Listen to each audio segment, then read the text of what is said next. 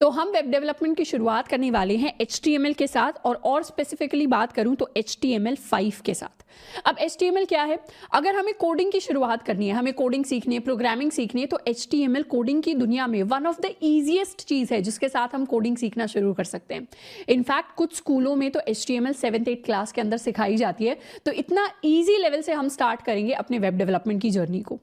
बात करते हैं HTML की। HTML की फुल फॉर्म है हाइपर टेक्स्ट मार्कअप लैंग्वेज, यानी ये एक ऐसी लैंग्वेज है जो मार्कअप लैंग्वेज की तरह काउंट होती है। मार्कअप लैंग्वेज यानी HTML बताता है कि एक वेबसाइट के ऊपर जितनी भी चीज़ें लिखी हुई हैं उनका क्या स्ट्रक्चर है और उनकी क्या फॉर्मेटिंग है। मतलब अगर मैं किसी वेबसाइट को देख रही हूँ तो उसके अंदर पैराग्राफ आएगा या फिर एक बटन आएगा या फिर एक हेडिंग आएगी या फिर एक टाइटल आएगा या वहाँ पर मुझे एक इमेज यानी पिक्चर दिखाई देनी चाहिए। ये सारी की सारी चीज़ें HTML हमारे लिए हमें बनाकर देता है, एक ब्राउज़र को समझाता है कि एक वेबसाइट पर चीज़ें दिखनी कैसी चाहिए, उनकी फॉर्मेटिंग कैसी होनी चाहिए। एक चीज हमें ध्यान रखनी है, यहां हम स्टाइल की बात नहीं कर रहे, कलर की बात नहीं कर रहे, फॉन्ट की बात नहीं कर रहे, यहां हम बात कर रहे हैं कि एक्चुअली एक वेब पेज के ऊपर हमें क्या दिखेगा एंड किस फॉर्मेटिंग के अंदर दिखेगा। अब यूजुअली HTML को कोडिंग के अंदर एक हार्डकोर प्रोग्रामिंग लैंग्वेज की तरह नहीं ट्रीट किया जाता, क्योंकि HTML के अंदर ज़्यादा कॉम्प्लेक्स चीज़ें नहीं होती। HTML काफ़ी सिंपल है एंड इनफैक्ट अगर आप एक बच्चे को भी सिखाएंगे तो उसे भी बहुत जल्दी प्रोग्रामिंग जो है वो समझ आने लग जाएगी अगर वो HTML के साथ स्टार्ट करते हैं। सबसे पहले बात करते हैं कि HTML एग्जैक्टली क्या करता है। अगर मैं एक नॉर्मल टेक्स्ट की बात करूं, मतलब मैंने एक सिंपल सा कोई भी सेंटेंस लिखा हुआ है, कोई भी पैराग्राफ लिखा हुआ है, तो वो कुछ ऐसा दिख सकता है। इस तरीके से मैंने एक नॉर्मल टेक्स्ट में काफ़ी सारी चीज़ें लिखी हुई हैं।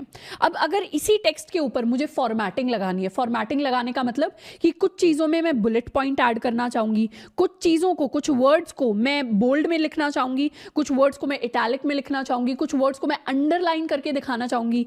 ये जो लाइन है इसके बाद मैं अगले जो बुलेट पॉइंट्स हैं उनको नेक्स्ट लाइन में स्टार्ट करना चाहूँगी, इसको हम कहते हैं फॉर्मेटिंग। कि सारे टेक्स्ट को एक के बाद एक के बाद एक के बाद एक के बाद सारी इंफॉर्मेशन ना लिखने की बजाय हम एक फॉर्मेटेड और एक बेटर फॉर्म में अपने टेक्स्ट को या अपने डेटा को जब प्रेजेंट करते हैं, तो ये अगर एक नॉर्मल टेक्स्ट है तो इसका फॉर्मेटेड फॉर्म कुछ ऐसा होगा जिसमें शुरुआत में इस तरीके से लाइन लिखी होगी, उसके बाद मैंने बुलेट पॉइंट्स ऐड कर दिए हैं, उसके बाद मैंने जो शुरुआत का एक वर्ड है उसको बोल्ड बनाया है, और यहाँ पर अगर मैं H2O को देखूं जो कि वाटर का मोलिकुलर फॉर्मूला है उसमें भी 2 जो है वो छोटा है, जबकि अगर आप उसको नॉर्मल टेक्स्ट में लिखेंगे तो H2 उतना ही बड़ा होगा।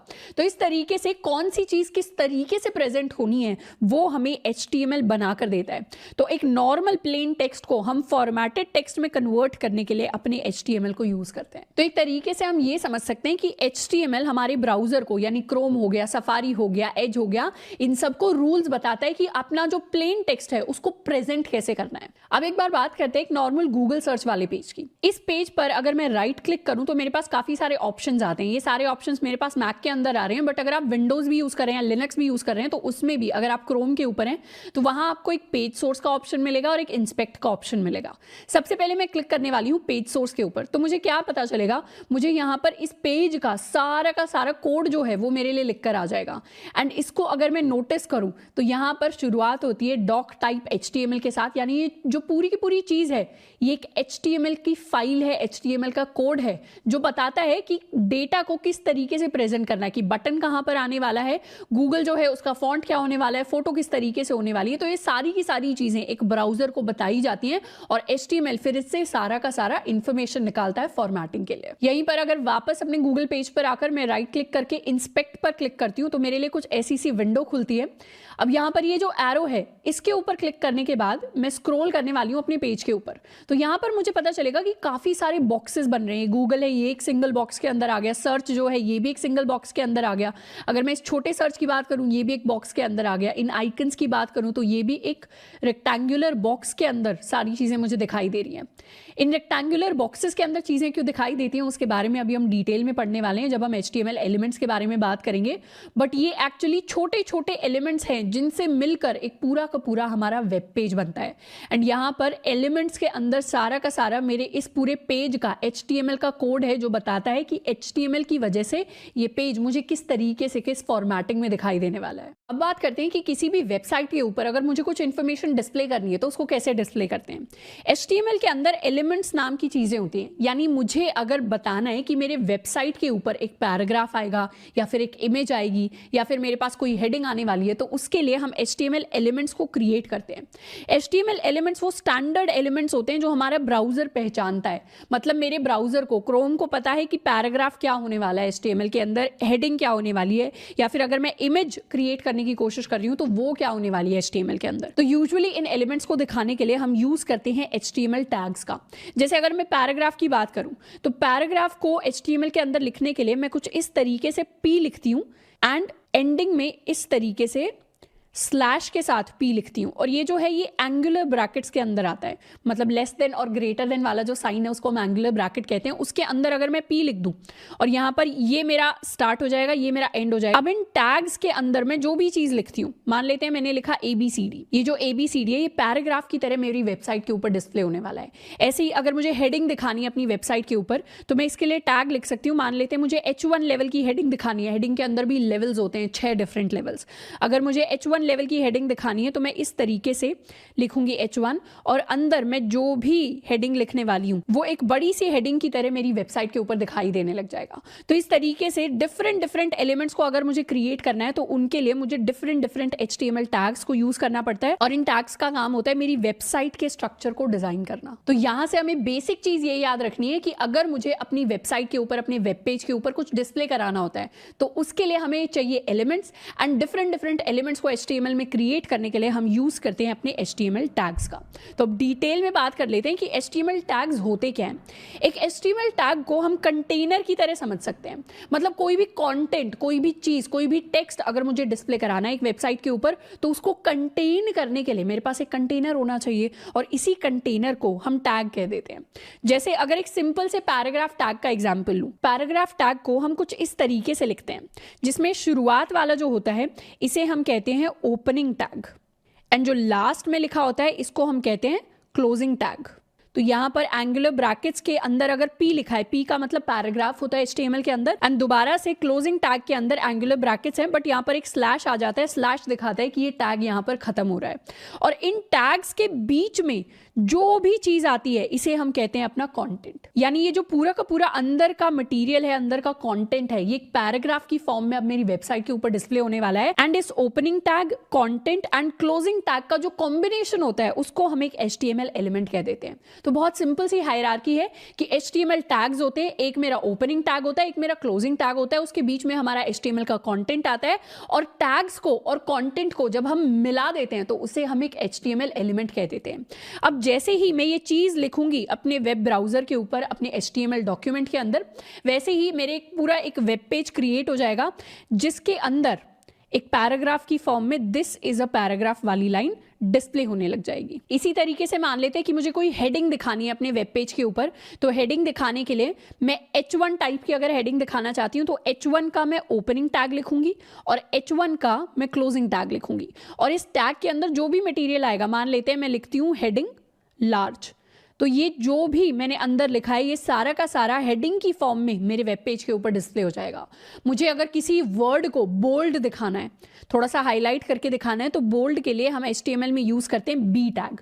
तो ये मेरा ओपनिंग B टैग हो जाएगा, ये मेरा क्लोजिंग बोल्ड टैग हो जाएगा, और इसके अंदर जो भी मैं लिखूंगी, मान लेते हैं मैंने लिखा बोल्ड वर्ड, तो ये जब डिस्प्ले होगा मेरे वेबसाइट के ऊपर तो ये बोल्ड की फॉर्म में डिस्प्ले होगा। इसी तरीके से अगर मुझे किसी वर्ड को अंडरलाइन करना है तो उसको मैं अंडरलाइन टैग में दिखा सकती हूँ। मुझे किसी वर्ड को अगर इटैलिक में डिस्प्ले करना है तो उसे मैं इटैलिक्स के टैग में डाल सकती हूँ। तो HTML के अंदर बहुत सारे मल्टीपल टैग्स होते हैं। इन टैग्स को मुझे अभी याद करने की जरूरत नहीं है, ये इतने सिंपल टैग्स हैं, इतने इंट्यूटिव टैग्स हैं, और इनको हम इतनी बार यूज करने वाले हैं कि ऑटोमेटिकली हमें याद हो जाएंगे। बस सिंपल सा हमें समझना है कि एक HTML टैग का पार्ट होता है ओपनिंग, क्लोजिंग, एंड उसके अंदर हमारा सारा का सारा कंटेंट आता है। हम शुरुआत करने वाले हैं HTML के अंदर कोडिंग की। सबसे पहले यूजुअली हम किसी भी अगर नई प्रोग्रामिंग लैंग्वेज को सीखते हैं तो उसके अंदर हम सबसे पहले एक हेलो वर्ल्ड का प्रोग्राम लिखकर देखते हैं। तो हम भी आज HTML के अंदर एक हेलो वर्ल्ड का प्रोग्राम लिखकर देखेंगे। HTML के अंदर चीजें लिखने के लिए हमें सबसे पहले एक HTML फाइल को क्रिएट करना पड़ेगा। तो जो विजुअल स्टूडियो कोड या कोई भी एडिटर जिसको आपने डाउनलोड किया है, सबसे पहले तो हम उसको ओपन करने वाले हैं। अब यहाँ पर मुझे रिसेंट में काफी सारी चीजें दिख रही हैं, हो सकता है ये आपको ना दिखाई दें क्योंकि क्योंकि मैं विजुअल स्टूडियो कोड को बहुत टाइम से यूज़ कर रही हूँ, तो ये मेरी रीसेंट फाइल्स है। बट आपने अगर नया नया इंस्टॉल किया है तो आपके लिए रीसेंट वाला ऑप्शन नहीं आ रहा होगा। शुरुआत हम करेंगे एक न्यू फाइल का ऑप्शन जो आ रहा होगा VS कोड के ऊपर। सबसे पहले हम क्लिक करेंगे न्यू फाइल के ऊपर। मैं स्टार्ट करने वाली हूँ एक टेक्स्ट फाइल के साथ। ये मैंने एक फाइल क्रिएट कर ली है, अभी इसका नाम अनटाइटल्ड है। मैं इसको सेव करने वाली हूँ। इस फाइल को सेव करने के लिए मैं इसका नाम देने वाली हूँ hello डॉट, या इसको मैं कह देती हूँ hello world डॉट HTML। मैंने इसको hello world डॉट HTML के नाम से सेव किया। अब ये जो डॉट HTML है इसको हम एक्सटेंशन कहते हैं। एक्सटेंशन यानी जो लास्ट में एडेड चीज़ होती है। अगर मैं एक HTML की फाइल बनाती हूँ तो मुझे हमेशा लास्ट में डॉट HTML से ख़त्म करना पड़ेगा। अगर मैं जावा की फाइल बनाती तो मुझे लास्ट में डॉट जावा से ख़त्म करना पड़ता। C++ की फाइल बनाती, ये सारी प्रोग्रामिंग लैंग्वेजेस है, तो मुझे डॉट CPP से ख़त्म करना पड़ता। आगे जाकर हम जावास्क्रिप्ट की फाइल बनाएंगे तो हम डॉट JS से फाइल को ख़त्म करेंगे। तो इस तरीके से एक फाइल के एक्सटेंशन को देखकर ही हमें पता चल जाता है कि इस फाइल के अंदर कौन सी लैंग्वेज के अंदर कोड लिखा हुआ है। अगर पाइथन की फाइल है तो उसे हम डॉट PY से ख़त्म करेंगे। यहाँ पर डॉट HTML है, यानी ये हमारी HTML की फाइल है। इसका नाम हम कुछ भी रख सकते थे, इसका नाम हम ABCD भी रख सकते थे, इसका नाम मैं अपने नाम से भी रख सकती थी, अपना कॉलेज भी रख सकते थे। यहाँ मैंने इस फाइल का नाम रखा है hello world डॉट HTML। और सबसे ऊपर VS कोड के अंदर दिख भी रहा होगा मेरा यूजर्स फोल्डर है, उसके अंदर श्रद्धा खापरा फोल्डर है, उसके अंदर मेरी ये फाइल क्रिएट हुई है। तो पूरा इस फाइल का पाथ मेरे पास आ गया है। आपके अगर विंडोज सिस्टम है तो उसके ऊपर भी पूरा पाथ आप देख सकते हैं किसी भी HTML फाइल का कि वो कहाँ जाकर क्रिएट हुई है। मैं क्या करने वाली हूं, मैं क्रिएट करूंगी एक पैराग्राफ टैग। पैराग्राफ टैग को क्रिएट करने के लिए मैंने कुछ इस तरीके से लिखा, ये मेरा ओपनिंग टैग हो गया, ये मेरा क्लोजिंग टैग हो गया। अब यहां पर बीच में मैं लिखने वाली हूं हेलो वर्ल्ड। तो इस तरीके से मैंने एक पैराग्राफ एलिमेंट क्रिएट कर दिया है पूरा, जिसके अंदर ये मेरा ओपनिंग टैग है, फिर मेरा कंटेंट है। कंटेंट में क्या लिखा है मैंने, हेलो वर्ल्ड, एंड लास्ट में आ गया मेरा क्लोजिंग टैग। मैंने कर दिया इसको सेव। अब मुझे देखना है कि इसका आउटपुट क्या आएगा। मतलब मैंने HTML फाइल बनाई है तो इस HTML की फाइल की मदद से एक वेब पेज बनना चाहिए, एक वेबसाइट बननी चाहिए। अब वेबसाइट बहुत बड़ी चीज़ होती है जिसके अंदर फ्रंट एंड आता है, बैक एंड आता है, डेटाबेसेस आते हैं, काफ़ी सारी चीज़ें आती हैं। तो यहाँ पर मैं वेबसाइट वर्ड आपकी सिंप्लिसिटी के लिए यूज़ कर रही हूँ, क्योंकि HTML से वेबसाइट नहीं बनती, HTML से हमारा एक वेब पेज क्रिएट होगा जो एक छोटा पेज होता है पूरी वेबसाइट का। अब यहाँ पर कोड मैंने लिख दिया। अब इसको रन करने के लिए मैं वहां पर जाऊंगी जहां पर मेरी ये फाइल पूरी सेव हुई है। तो मैं सर्च करने वाली हूँ अपने फोल्डर के लिए। ये मेरा फोल्डर ओपन हो गया एंड इसके अंदर अगर अब मैं सर्च करूँ hello world डॉट HTML तो मेरे पास ये मेरी फाइल आ गई है। ये फाइल इस फोल्डर के अंदर क्रिएट हुई थी एंड जैसे ही मैं इस फाइल पर डबल क्लिक करूंगी या इस पर ओपन क्लिक करूंगी तो ये मेरे लिए पूरी वेबसाइट खुल गई। मेरा जो VS कोड का पूरा कोड था, यानी ये वाला जो कोड था, इसने एक वेबसाइट क्रिएट की जो ऐसी दिखती है। ये वेब पेज इसने क्रिएट किया है जो ऐसे दिखता है एंड इसका पाथ भी मुझे ब्राउजर्स में दिख रहा होगा कि यूजर्स वाले फोल्डर के अंदर जाकर, श्रद्धा खापरा फोल्डर के अंदर जाकर ये HTML फाइल क्रिएट हुई है, ये उसका आउटपुट है। तो पैराग्राफ टैग की हेल्प से मेरी जो वेब पेज है उसके ऊपर मैं हेलो वर्ल्ड को प्रिंट करवा पाई। अब सेम चीज, यानी एक पैराग्राफ टैग मैंने ये लिख दिया, इसी को कॉपी करके सेकंड लाइन पर मैं क्या कर सकती हूँ, अपना नाम लिख सकती हूँ। मैं यहाँ पर अगर अपना नाम लिखूँ एंड अब अगर इसको सेव करूँ, यहाँ पर तो HTML में मैंने सेव कर दिया। सेव करने के लिए मैंने कमांड S प्रेस किया है, आप कंट्रोल S भी प्रेस कर सकते हैं। यहाँ पर सेव किया और जैसे ही मैं इसको रिफ्रेश करूंगी तो एक पैराग्राफ ने तो हेलो वर्ल्ड प्रिंट करवाया और अगले पैराग्राफ ने नेक्स्ट लाइन पर श्रद्धा खापरा प्रिंट करवाया। इसी सेम तरीके से मैं एक और पैराग्राफ एलिमेंट क्रिएट कर सकती हूँ जिसके अंदर मैं प्रिंट करवाने वाली हूँ अपना कॉलेज। अब यहाँ पर मैं इसको सेव करके दोबारा से रिफ्रेश करूँ तो थर्ड पैराग्राफ टैग की मदद से थर्ड लाइन में अपना कॉलेज प्रिंट हो गया। तो पैराग्राफ टैग के बारे में हम ये चीज़ सीखे कि पैराग्राफ टैग से अगर कुछ भी प्रिंट होता है तो वो सीधे का सीधा वैसे का वैसा हमारी स्क्रीन के ऊपर दिखाई देता है। उसके साथ साथ अगर हम मल्टीपल पैराग्राफ टैग्स यूज़ करते हैं तो हर एक पैराग्राफ टैग नई लाइन से स्टार्ट होता है। ऐसा नहीं है कि हेलो वर्ल्ड के बाद इसी लाइन में श्रद्धा खापरा आपका प्रिंट हो गया, श्रद्धा खापरा नेक्स्ट लाइन पर प्रिंट हुआ है, अपना कॉलेज उससे भी नेक्स्ट लाइन पर प्रिंट हुआ है। अगर मुझे इन सारी चीज़ों को सेम लाइन पर प्रिंट करना होता तो मैं अलग अलग पैराग्राफ टैग यूज नहीं करती। फिर मैं ये सारी की सारी जो इंफॉर्मेशन है इसको कट करके मैं सेम पैराग्राफ टैग के अंदर प्रिंट करवा रही होती कुछ इस तरीके से। इसको भी कर देते हैं कट एंड यहाँ पर पेस्ट एंड सिंगल अगर पैराग्राफ टैग होता तो मेरी जो इन्फॉर्मेशन है वो कुछ मुझे ऐसी दिखाई देती। तो इस तरीके से हम HTML फाइल को क्रिएट करते हैं एंड उसके अंदर बेसिक कोडिंग को करना स्टार्ट करते हैं। यहाँ पर मैं आपको छोटा सा सवाल दूंगी कि आपको क्या करना है, पैराग्राफ टैग की हेल्प से आपको अपना नाम प्रिंट करवाना है अपने ब्राउजर के ऊपर। तो एक बार पैराग्राफ टैग लिखना है, उसके अंदर अपना नाम लिखना है, फिर देखना है कि कैसे आप अपने वेब पेज पर अपना नाम डिस्प्ले करा सकते हैं। अब एक और चीज जो हमें HTML कोड के बारे में सीखना है कि ये जो सारा का सारा मेरा वेब पेज फॉर्म हुआ है, ये वेब पेज सिर्फ मेरे कंप्यूटर के अंदर रन करेगा। जैसे वेबसाइट्स तो ऑनलाइन होती हैं, अगर amazon.com खोलना है या फिर google.com खोलना है, वो आप अपने कंप्यूटर से भी खोल सकते हैं, मैं अपने कंप्यूटर से भी खोल सकती हूँ। बट ये जो मैंने स्पेसिफिक HTML से वेब पेज क्रिएट किया है, इसको सिर्फ मेरे कंप्यूटर के अंदर खोला जा सकता है क्योंकि इसकी HTML फाइल अभी सिर्फ मेरे कंप्यूटर के अंदर प्रेजेंट है। अगर हम चीज़ों को इंटरनेट पर डालना चाहते हैं और अपने वेब पेज को इस तरीके से बनाना चाहते हैं कि कोई भी उसको एक्सेस कर पाए, कोई भी खोल पाए, तो उसके अंदर हमें डोमेन्स के बारे में सीखना पड़ेगा, होस्टिंग के बारे में सीखना पड़ेगा, जो थोड़ी सी एडवांस चीज़ें हैं जिनको हम बाद में सीख रहे होंगे। तो अभी के लिए जितने भी वेब पेजेस, वेबसाइट, सारी चीज़ें हम क्रिएट कर रहे हैं वो सारी की सारी हमारे ब्राउजर के अंदर खोलने के लिए, क्योंकि उनकी फाइल्स हमारे कंप्यूटर के अंदर है। अब अगर मैं चाहूँ तो इस पेज के ऊपर राइट क्लिक करके मैं इसे इंस्पेक्ट भी कर सकती हूँ। जैसे ही मैं इंस्पेक्ट करूँगी आपको क्या दिखाई देगा, आपको पूरा का पूरा HTML कोड दिखाई देगा। HTML कोड के अंदर यहाँ पर आपको दिख रहा होगा एक पैराग्राफ टैग है एंड उसके अंदर सारी की सारी चीज़ें वैसे ही लिखी हुई हैं जैसे हमने अपनी VS कोड की फाइल के अंदर लिखी हुई है। बट यहाँ पर आपको और डिफरेंट टैग्स दिख रहे होंगे। एक HTML अलग से टैग दिख रहा होगा, हेड नाम से टैग दिख रहा होगा, बॉडी नाम से टैग दिख रहा होगा। इन सारे टैग्स के बारे में अभी हम पढ़ने वाले हैं, तो उसको देखकर घबराना नहीं है। बट मेजर काम जो हमारा हो रहा है वो ये पैराग्राफ टैग कर रहा है, जिसके अंदर काफ़ी सारी इंफॉर्मेशन हमने लिखी हुई है। अब इसके साथ साथ अगर मुझे मान लेते हैं मैंने बहुत सारे वर्ड्स लिखे, अब इन वर्ड्स में से कुछ वर्ड्स को मैं बोल्ड में दिखाना चाहती हूं, तो उसके लिए मैं अपना बोल्ड टैग भी यूज कर सकती हूं। बोल्ड टैग लिखने के लिए मैं टैग्स के अंदर भी टैग्स लिख सकती हूं। जैसे इस पैराग्राफ टैग के अंदर मुझे अपना कॉलेज बोल्ड करवाना है, तो मैंने लिखा बी। ये बी का ओपनिंग टैग हो गया एंड इसके क्लोजिंग टैग को अब मैं अपना कॉलेज के बाद लिखने वाली हूँ। तो इस तरीके से बाहर तो मेरा पैराग्राफ टैग है एंड उसके अंदर मेरा एक बोल्ड टैग है, जिसकी मदद से बोल्ड टैग के अंदर जो भी मटेरियल है यानी अपना कॉलेज है वो बोल्ड में डिस्प्ले होगा। पैराग्राफ में तो डिस्प्ले होगा बट साथ के साथ बोल्ड भी हो जाएगा। इसको एक बार करते हैं सेव एंड रिफ्रेश, तो बाकी सारा टेक्स्ट तो नॉर्मली डिस्प्ले हुआ है बट अपना कॉलेज बोल्ड में डिस्प्ले होकर आया है। तो इस तरीके से आप भी अपने टेक्स्ट के अंदर जो भी चीज़ आपको बोल्ड में डिस्प्ले करानी है, हाईलाइट करवानी है, उसको हम बी टैग की हेल्प से बोल्ड में डिस्प्ले करा सकते हैं। अब सबसे पहले हम बात करने वाले हैं पैराग्राफ एलिमेंट के बारे में। पैराग्राफ एलिमेंट को क्रिएट करने के लिए HTML में हम यूज़ करते हैं P टैग का, जो रिप्रेजेंट करता है एक पैराग्राफ को। अब जब भी हम पैराग्राफ की बात करते हैं, पैराग्राफ का मतलब सिर्फ टेक्स्ट नहीं होता। पैराग्राफ का मतलब होता है वो सारा कंटेंट जिसे हमें एक साथ डिस्प्ले कराना है। तो ज़रूरी नहीं है उसके अंदर सिर्फ टेक्स्ट आए, उसके अंदर हो सकता है कि हमारा बोल्ड टेक्स्ट भी आ जाए। एक पैराग्राफ के अंदर हो सकता है हम इमेज और टेक्स्ट दोनों को साथ में डिस्प्ले कराना चाह रहे हो। तो जितना भी कॉन्टेंट हम एक साथ डिस्प्ले कराना चाहते हैं उसके लिए हम यूज करते हैं अपने पैराग्राफ टैग को। अब पैराग्राफ टैग की एक और स्पेशल चीज है कि ये स्पेस को भी क्रिएट करता है। किस तरीके से, एक बार अपनी HTML फाइल के अंदर हम जाकर देखते हैं। मैंने अपनी फाइल के अंदर पैराग्राफ टैग्स लिखे एंड इसके अंदर मैं लिखने वाली हूं this is my first paragraph.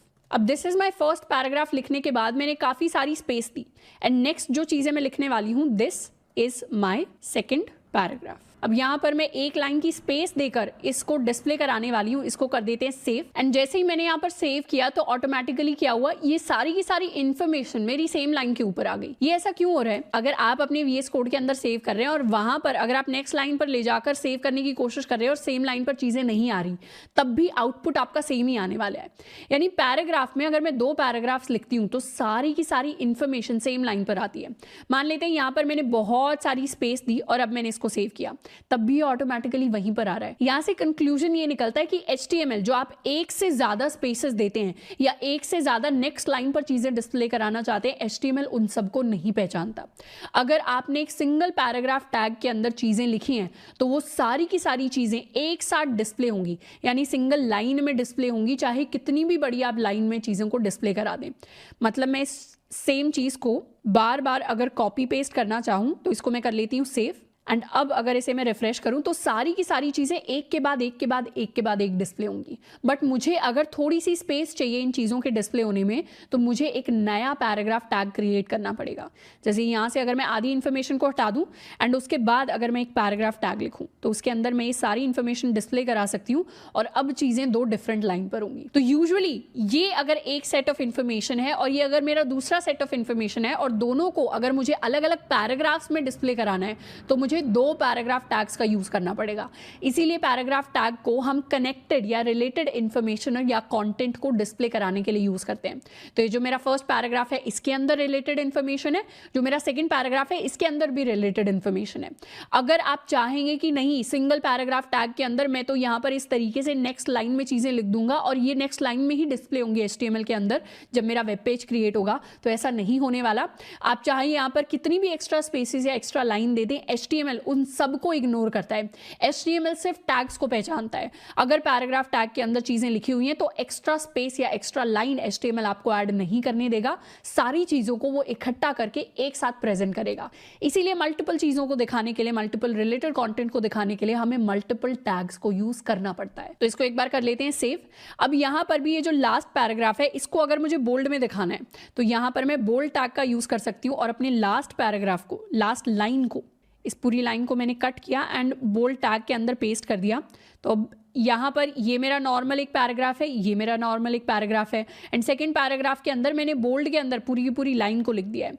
अब अगर इसे मैं रिफ्रेश करूँ तो ये मेरा फर्स्ट पैराग्राफ प्रिंट हो गया, ये मेरा सेकंड पैराग्राफ प्रिंट हो गया एंड यहाँ पर जो लास्ट लाइन है वो मेरी बोल्ड में रिप्रेजेंट हो गई। एक टैग के अंदर जब हम किसी दूसरे टैग को लिख देते हैं तो इस फिनोमेना को प्रोग्रामिंग की भाषा में नेस्टिंग बोला जाता है। नेस्टिंग, और ये जो मेरे टैग्स हैं इनको हम कहेंगे नेस्टेड टैग्स। तो नेस्टिंग का मतलब होता है जब एक चीज के अंदर दूसरी चीज आ जाती है। तो एक टैग के अंदर जैसे नेस्ट होता है यानी घोंसला होता है चिड़िया का, तो उसके अंदर चिड़िया के छोटे छोटे बच्चे होते हैं। उसी तरीके से हम इमेजिन कर सकते हैं कि एक बड़ा सा टैग है पैराग्राफ वाला, उसके अंदर मैंने एक और टैग ऐड कर दिया, यानी उसके अंदर मैंने कोई छोटा बोल्ड वाला टैग ऐड कर दिया, इमेज का टैग ऐड कर दिया या कोई और टैग ऐड कर दिया, तो वो मेरा नेस्टिंग का फिनोमेना बन जाएगा। तो इन्हें हम अपने नेस्टेड टैग्स कहेंगे। नेक्स्ट एलिमेंट जिसके बारे में हम HTML के अंदर सीखने वाले हैं ये हमारे हेडिंग एलिमेंट्स। यानी अगर मुझे अपने पेज के ऊपर डिफरेंट हेडिंग्स क्रिएट करनी होती हैं तो उसके लिए ऑलरेडी टैग्स हमारे पास होते हैं। हमारे पास 6 डिफरेंट हेडिंग टैग्स होते हैं HTML के अंदर। इन्हें हम H1 से लेकर H6 तक लेकर जाते हैं।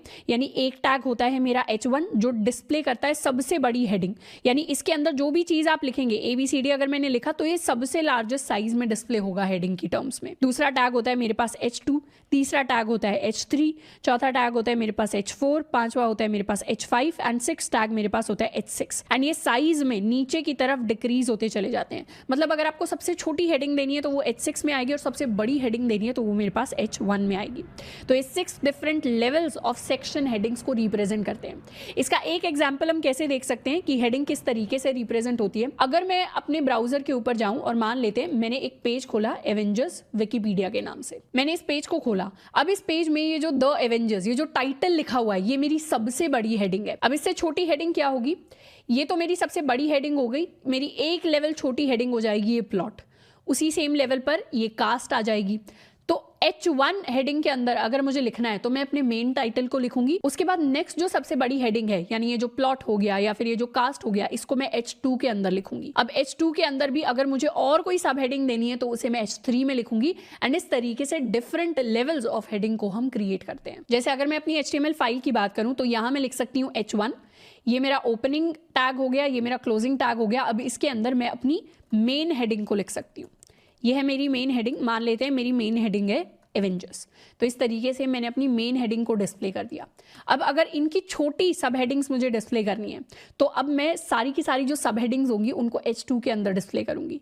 जैसे अब मैं अपने एवेंजर्स के नाम लिख सकती हूँ, यहाँ मैं नाम लिख सकती हूँ आयरन मैन का। अगर जिन्हें एवेंजर्स के बारे में नहीं पता, ये कुछ रैंडम नाम है जो मैं लिख रही हूँ। यहाँ पर मैं थॉर लिख सकती हूँ। नेक्स्ट लाइन में जाकर मैं हल्क लिख सकती हूँ। तो इस तरीके से अगर अब मैं अपने वेब ब्राउजर की बात करूँ तो मेरे पेज के ऊपर जो मेन हेडिंग है वो बड़ी डिस्प्ले हो रही है क्योंकि इसे मैंने H1 में लिखा था, एंड जो H2 में लिखी गई हेडिंग्स हैं वो H1 वाली हेडिंग से थोड़ी सी छोटी है साइज में। तो H1 में हम अपनी मेन हेडिंग लिखेंगे और H2 में उससे छोटी। सेम वे में अगर मैं लिखना चाहूं H3 में, तो यहां पर अगर मैं कुछ भी डिस्प्ले कराऊं तो वो और छोटे फॉन्ट में डिस्प्ले होगा। तो ये मेरी और छोटी हेडिंग आ गई है। अब H1, H2, H3 ये सारी की सारी जो हेडिंग्स है इनका अपना एक डिफॉल्ट साइज होता है।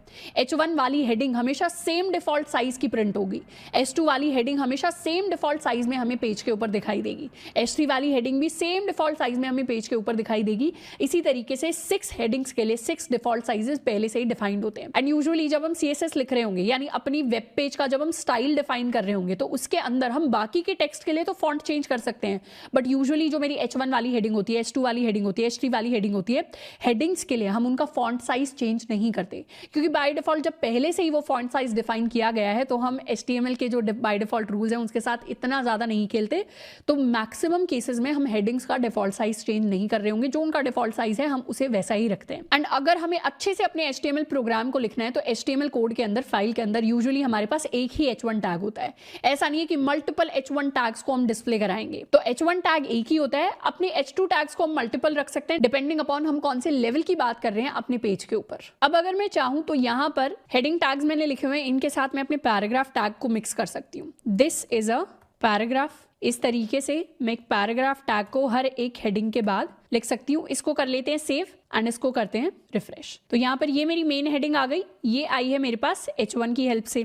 उसके बाद मेरे H2 की हेल्प से डिस्प्ले होना चाहिए ये वाली लाइन, तो H2 की हेल्प से ये डिस्प्ले हुआ है। फिर एक पैराग्राफ, फिर एक हेडिंग 2, फिर एक पैराग्राफ, फिर एक हेडिंग 2, फिर एक पैराग्राफ। तो हमें सीधा देखकर पता चल रहा है कि पैराग्राफ का टेक्स्ट साइज छोटा होता है और हेडिंग्स यूजुअली पैराग्राफ के टेक्स्ट साइज से बड़ी होती हैं। अगर मैं यहाँ पर H2 की जगह H6 भी लिख देती, मतलब जो मेरी स्मॉलेस्ट हेडिंग है, इसको अगर करें सेव एंड रन, सारी हेडिंग्स फॉन्ट साइज में पैराग्राफ से बड़ी नहीं होती, बट मोस्टली हेडिंग्स जो हम यूज कर रहे होते हैं प्रैक्टिकल लाइफ में वो हमारे पैराग्राफ से बड़ी होती हैं, क्योंकि पैराग्राफ को यूजुअली अपना related content and normal text display कराने के लिए यूज किया जाता है, जबकि हेडिंग्स को जो मेन चीज होता है, जो मेन टाइटल होता है, उसको डिस्प्ले कराने के लिए यूज किया जाता है। सबसे पहले सॉल्व करने वाले हैं हम अपना प्रैक्टिस क्वेश्चन 1। प्रैक्टिस क्वेश्चन 1 हमें कह रहा है कि जो भी इमेज हमें दी हुई है यहाँ पर, इसे हमें रिक्रिएट करना है यूजिंग आर HTML टैग्स। तो अगर इस इमेज को ध्यान से देखें तो हम यहाँ पर पता लगा सकते हैं कि कौन सी चीज़ कैसी चल रही है। अगर मैं सबसे टॉप की बात करूँ, यानी इस एवेंजर्स की बात करूँ, तो मुझे थोड़ा बहुत आइडिया लग रहा है कि ये मेरी जो है हेडिंग होने वाली है। ऑब्वियसली हमने अभी तक 3 ही टैग्स को देखा है, एक हेडिंग वाले टैग्स को देखा है, एक हमने पैराग्राफ टैग को देखा है, एक हमने बोल्ड टैग को देखा है। तो इन्हीं तीनों टैग्स के जो कॉम्बिनेशन है उससे हम अपने क्वेश्चन को सॉल्व करने वाले हैं। तो जो मेरी टॉप लेवल हेडिंग है ये मेरी H1 लग रही है। इससे जो नीचे लेवल की हेडिंग्स है, यूजुअली H1 के बाद H2 होता है, तो इसको भी हम H2 रख रहे होंगे, इसको भी हम H2 रख रहे होंगे एंड इसको भी हम H2 रख रहे होंगे। एंड इसके अंदर ये वाला जो टेक्स्ट है इसे हम रखने वाले हैं एज माई पैराग्राफ। तो ये मेरा एक पैराग्राफ टेक्स्ट होगा जिसके अंदर ये टोनी स्टार्क, अगर बोल्ड में दिखाई दे रहा है ये वर्ड, तो पैराग्राफ के अंदर हम बोल्ड टेक्स्ट को यूज करेंगे चीजों को बोल्ड दिखाने के लिए। सेम चीज यहां पर, ये लाइन एक नॉर्मल पैराग्राफ है जिसके अंदर 2 वर्ड्स बोल्ड हैं, तो हम बोल्ड टैग का भी यूज करेंगे। तो यहां पर क्या यूज हो रहा है, यहां पर हमारे नेस्टेड टैग्स को हम यूज कर रहे होंगे। यहां पर भी अपने नेस्टेड टैग्स को, यानी टैग के अंदर जब दूसरा टैग आ जाता है उसको हम नेस्टिंग कह देते हैं। ये भी मेरा पैराग्राफ एंड बोल्ड टैग का कॉम्बिनेशन है। तो इस तरीके से मैंने पहचान लिया कि कौन कौन सी इंफॉर्मेशन को कौन कौन से टैग की हेल्प से मुझे डिस्प्ले कराना है। अगर मैं HTML में ना लिखकर नॉर्मली यहाँ पर पेन पेंसिल से लिखना चाहूँ तो मैं क्या लिख सकती हूँ, मैं लिख सकती हूँ, मेरा कोड कुछ ऐसे में होने वाला है। सबसे पहले तो मैं H1 टैग लिखूंगी, उसके बाद मैं लिखूंगी अपने एवेंजर्स को, यहाँ पर मेरा H1 टैग क्लोज हो जाएगा। उसके बाद मैं क्या लिखूंगी, अपना H2 टैग लिखूंगी। H2 टैग के अंदर मैं आयरन मैन लिखने वाली हूँ, यहाँ पर मेरा H2 टैग क्लोज हो जाएगा। थर्ड में मैं लिखने वाली हूँ एक पैराग्राफ टैग। पैराग्राफ टैग के अंदर लिखूंगी also goes by the name, मतलब ये सारी जो इन्फॉर्मेशन है also goes by the name, ये सारी की सारी मैंने यहाँ पर लिखी अपने पैराग्राफ टैग के अंदर। एंड ये टोनी स्टार्क क्योंकि बोल्ड में है तो इसके लिए एक और टैग मैं लिखूंगी, इसे मैं येलो से हाईलाइट कर देती हूँ। यहाँ पर मैं लिखूंगी B एंड यहाँ पर लिखने वाली हूँ टोनी स्टार्क, और ये मेरा क्लोज हो जाएगा बोल्ड टैग। एंड यहाँ पर क्लोज हो जाएगा मेरे पास मेरा पैराग्राफ टैग। तो इस तरीके से इन 3 लाइंस को डिस्प्ले कराने के लिए मैं ये 3 लाइनें लिख सकती हूँ। सिमिलरली इन दोनों लाइंस को डिस्प्ले कराने के लिए मैं दोबारा से h2 tag and paragraph tag को यूज़ करूँगी, जिसके अंदर बोल्ड टैग की नेस्टिंग होगी। तो इस तरीके से मैं अपनी सारी इंफॉर्मेशन को डिस्प्ले करा सकती हूँ। इसको अब हम लिखने वाले हैं अपनी HTML फाइल के अंदर। सबसे पहले मैं लिखने वाली हूँ अपना h1 टैग हेडिंग 1, जिसके अंदर मैं लिखूंगी एवेंजर्स। उसके बाद नेक्स्ट लाइन के अंदर आएगी मेरी हेडिंग 2 टैग, जिसके अंदर मैंने लिखा है iron man with a space. Next line में मैं अपना पैराग्राफ टैग लिखूंगी। यहाँ पर लिखने वाली हूँ also goes by the name. यहाँ पर मेरा बोल्ड टैग आ जाएगा, जिसके अंदर लिखूंगी टोनी स्टार्क। इसके बाद दोबारा से नेक्स्ट लाइन के ऊपर h2 टैग आ जाएगा, जिसके अंदर लिखा होगा captain America. And next line के ऊपर दोबारा से पैराग्राफ टैग के अंदर also goes by the name. दोबारा से मेरा बोल्ड टैग आ जाएगा स्टीव रॉजर्स। नेक्स्ट लाइन के अंदर दोबारा से h2 टैग के अंदर मैं लिखने वाली हूँ हल्क। नेक्स्ट लाइन के अंदर पैराग्राफ टैग, यहाँ पर आएगा also goes by the name. यहाँ पर मेरा बोल्ड टैग के अंदर ब्रूस बैनर। तो इसको मैं कर लेती हूँ सेव। ये पूरा का पूरा कोड मैंने कर लिया है सेव। एंड अब करेंगे इसको रिफ्रेश करते ही मेरी सेम जो helloworld.html फाइल है उसने ये वेब पेज क्रिएट कर दिया, जिसकी हमें इमेज दी हुई थी। पूरी की पूरी सारी की सारी चीज़ें सेम लेवल पर सेम तरीके से डिस्प्ले हुई हैं। अब अगर मैं चाहूँ तो इस पेज को इंस्पेक्ट भी कर सकती हूँ। इंस्पेक्ट करके क्या होगा, ये जो पूरा का पूरा कोड मैंने यहाँ VS कोड में लिखा हुआ है, ये मुझे मेरे ब्राउजर के अंदर भी दिख रहा है। मतलब पैराग्राफ टैग के अंदर मैंने इस तरीके से कुछ लिखा था, फिर बोल्ड टैग के अंदर टोनी स्टार्क लिखा था, फिर अगले हेडिंग h2 लिखी थी, फिर पैराग्राफ टैग के अंदर दोबारा से इस तरीके से इंफॉर्मेशन लिखी थी, फिर मैंने स्टीव रॉजर्स लिखा था बोल्ड टैग के अंदर। तो ये सारी चीज़ें मुझे मेरे एलिमेंट्स के अंदर इंस्पेक्ट करने के बाद भी दिखाई देती है। अब एक और स्पेशल चीज़ है मेरे इंस्पेक्ट फीचर के अंदर। अगर मैं यहाँ पर चाहूँ तो एवेंजर्स को चेंज करके, इस टाइटल को चेंज करके मैं यहाँ पर अगर लिख दूँ शक्तिमान, तो इसको मैं जैसे ही एंटर करूंगी क्या होगा, मेरे h1 टैग में चेंजेस आ जाएंगे। ये चेंजेस मेरे VS कोड के अंदर नहीं आएंगे। VS कोड के अंदर HTML फाइल में जो मैंने लिखा है वो वैसे का वैसा लिखा रहेगा। बट चेंज कहाँ आया, चेंज आया सिर्फ ब्राउजर के अंदर। मतलब यहाँ पर जो चीज़ मैंने चेंज कर दी वो वैसी ही वैसी मुझे वेब पेज के अंदर चेंज होकर दिखाई देने लगती है। पर ये चेंजेस परमानेंट नहीं होते, ये चेंजेस टेम्पररी होते हैं, जो सिर्फ आपके ही कंप्यूटर में आपको चेंज होकर दिखता है। जैसे अगर मैं यहाँ एवेंजर्स वाला मेरा विकीपीडिया पेज है, विकीपीडिया पेज को भी जाकर मैं इंस्पेक्ट कर सकती हूँ। जैसे ही मैंने इंस्पेक्ट किया, यहाँ पर मैं ढूंढ सकती हूँ ये एवेंजर्स वाली हेडिंग कहाँ लिखी हुई है। ये एवेंजर्स वाली हेडिंग लिखी हुई है यहाँ पर मुझे दिख रहा है। ये भी मेरा एक h1 टैग है, जिसके अंदर काफ़ी सारी और इन्फॉर्मेशन है, बट यहाँ दी एवेंजर्स लिखा हुआ है। अब इस दी एवेंजर्स को चेंज करके मैं यहाँ पर लिख सकती हूँ अपना नाम। मैंने यहाँ पर लिख दिया श्रद्धा खापरा। जैसे ही मैंने इसको एंटर किया, क्या हुआ, अब विकीपीडिया का जो पेज है उसका नाम चेंज होकर अब मेरा नाम हो गया। यहीं पर चाहती तो मैं इसको चेंज करके लिख सकती थी अपना कॉलेज, तो ये चेंज होकर हो गया। इसी पेज को चेंज करके मैं यहाँ पर चाहती तो शक्तिमान भी लिख सकती थी। तो ये पूरे के पूरे विकीपीडिया पेज का जो इन्फॉर्मेशन है वो चेंज हो गई। तो कभी कभी यूजुअली लोग सोशल मीडिया के ऊपर इस तरीके की वीडियोस डालते हैं कि उन्होंने पूरे वेब पेज को चेंज कर दिया है, विकीपीडिया पर कुछ भी इन्फॉर्मेशन डिस्प्ले हो रही है। तो वैसी चीज़ों के ऊपर जाना नहीं है। ज़रूरी नहीं है कि वो जो इन्फॉर्मेशन आपको डिस्प्ले करके दिख रही है किसी भी वीडियो के अंदर एक वेबसाइट के ऊपर, वो एक्चुअल इंटरनेट के ऊपर पोस्टेड हो। क्योंकि ये जो शक्तिमान चेंज हुआ है, अगर आप अपने विकीपीडिया से एवेंजर्स वाला ये वाला लिंक खोलेंगे तो आपको एवेंजर्स ही दिखाई देगा। ये जो छोटा सा चेंज हुआ है ये सिर्फ मेरे ब्राउजर के अंदर और सिर्फ मेरे सिस्टम के अंदर चेंज हुआ है, और ये एक टेम्पररी चेंज है। अगर मैं अपने जो पेज है इसे रिफ्रेश करूंगी तो दोबारा से ओरिजिनल जो इन्फॉर्मेशन है जो इंटरनेट के ऊपर पोस्टेड है वो दिखने लग जाएगी। तो इस तरीके से इंस्पेक्ट फीचर की हेल्प से हमने एक नॉर्मल वेब पेज क्रिएट किया है, और मुझे इसके अंदर कुछ चेंजेस करके देखने हैं। मुझे अगर चेंज करके देखना है कि टोनी स्टार्क की जगह अगर मैं यहाँ पर भी आयरन मैन लिख देती तो मेरा पेज कैसा दिखाई देता, तो वो चेंजेस मैं साथ के साथ ब्राउजर में करके चेक कर सकती हूँ, इंस्टेड ऑफ कि पहले मैं VS कोड की फाइल में चेंज करूँ फिर यहाँ पर आकर मैं रिफ्रेश करूँ। तो ये जो फीचर है इंस्पेक्ट का, ये हमारे बहुत ज्यादा काम आएगा जब हम CSS को पढ़ रहे होंगे, या जब हम और ज्यादा कॉम्प्लेक्स फीचर्स को अपने वेब पेज के अंदर ऐड कर रहे होंगे, क्योंकि हम तभी के तभी अपने सारे चेंजेस को वेब पेज के ऊपर देख पाएंगे। नेक्स्ट चीज जिसको HTML के अंदर हम पढ़ने वाले हैं, ये है हमारा HTML का बॉयलर प्लेट कोड। HTML या किसी भी और प्रोग्रामिंग लैंग्वेज के अंदर बॉयलर प्लेट कोड कहने का मतलब होता है वो कोड जो हमेशा हम HTML का कोड लिखने से पहले अब से लिखने वाले हैं। यानी अगर हमें कोई भी फाइल बनानी है जिसके अंदर हम HTML का कोई भी कोड लिखेंगे तो उससे पहले इतना पार्ट है HTML में जिसको हमें पहले हमेशा लिखना पड़ेगा। हर एक लैंग्वेज का अपना कुछ ना कुछ थोड़ा सा बॉयलर प्लेट कोड होता है। अगर आप जावा लिखना चाहते हैं तो जावा का भी बॉयलर प्लेट होता है, C++ लिखना चाहते हैं उसका भी एक बॉयलर प्लेट होता है। तो वो एक बेसिक टेम्पलेट होता है जिसको हमें हमेशा लिखना होता है।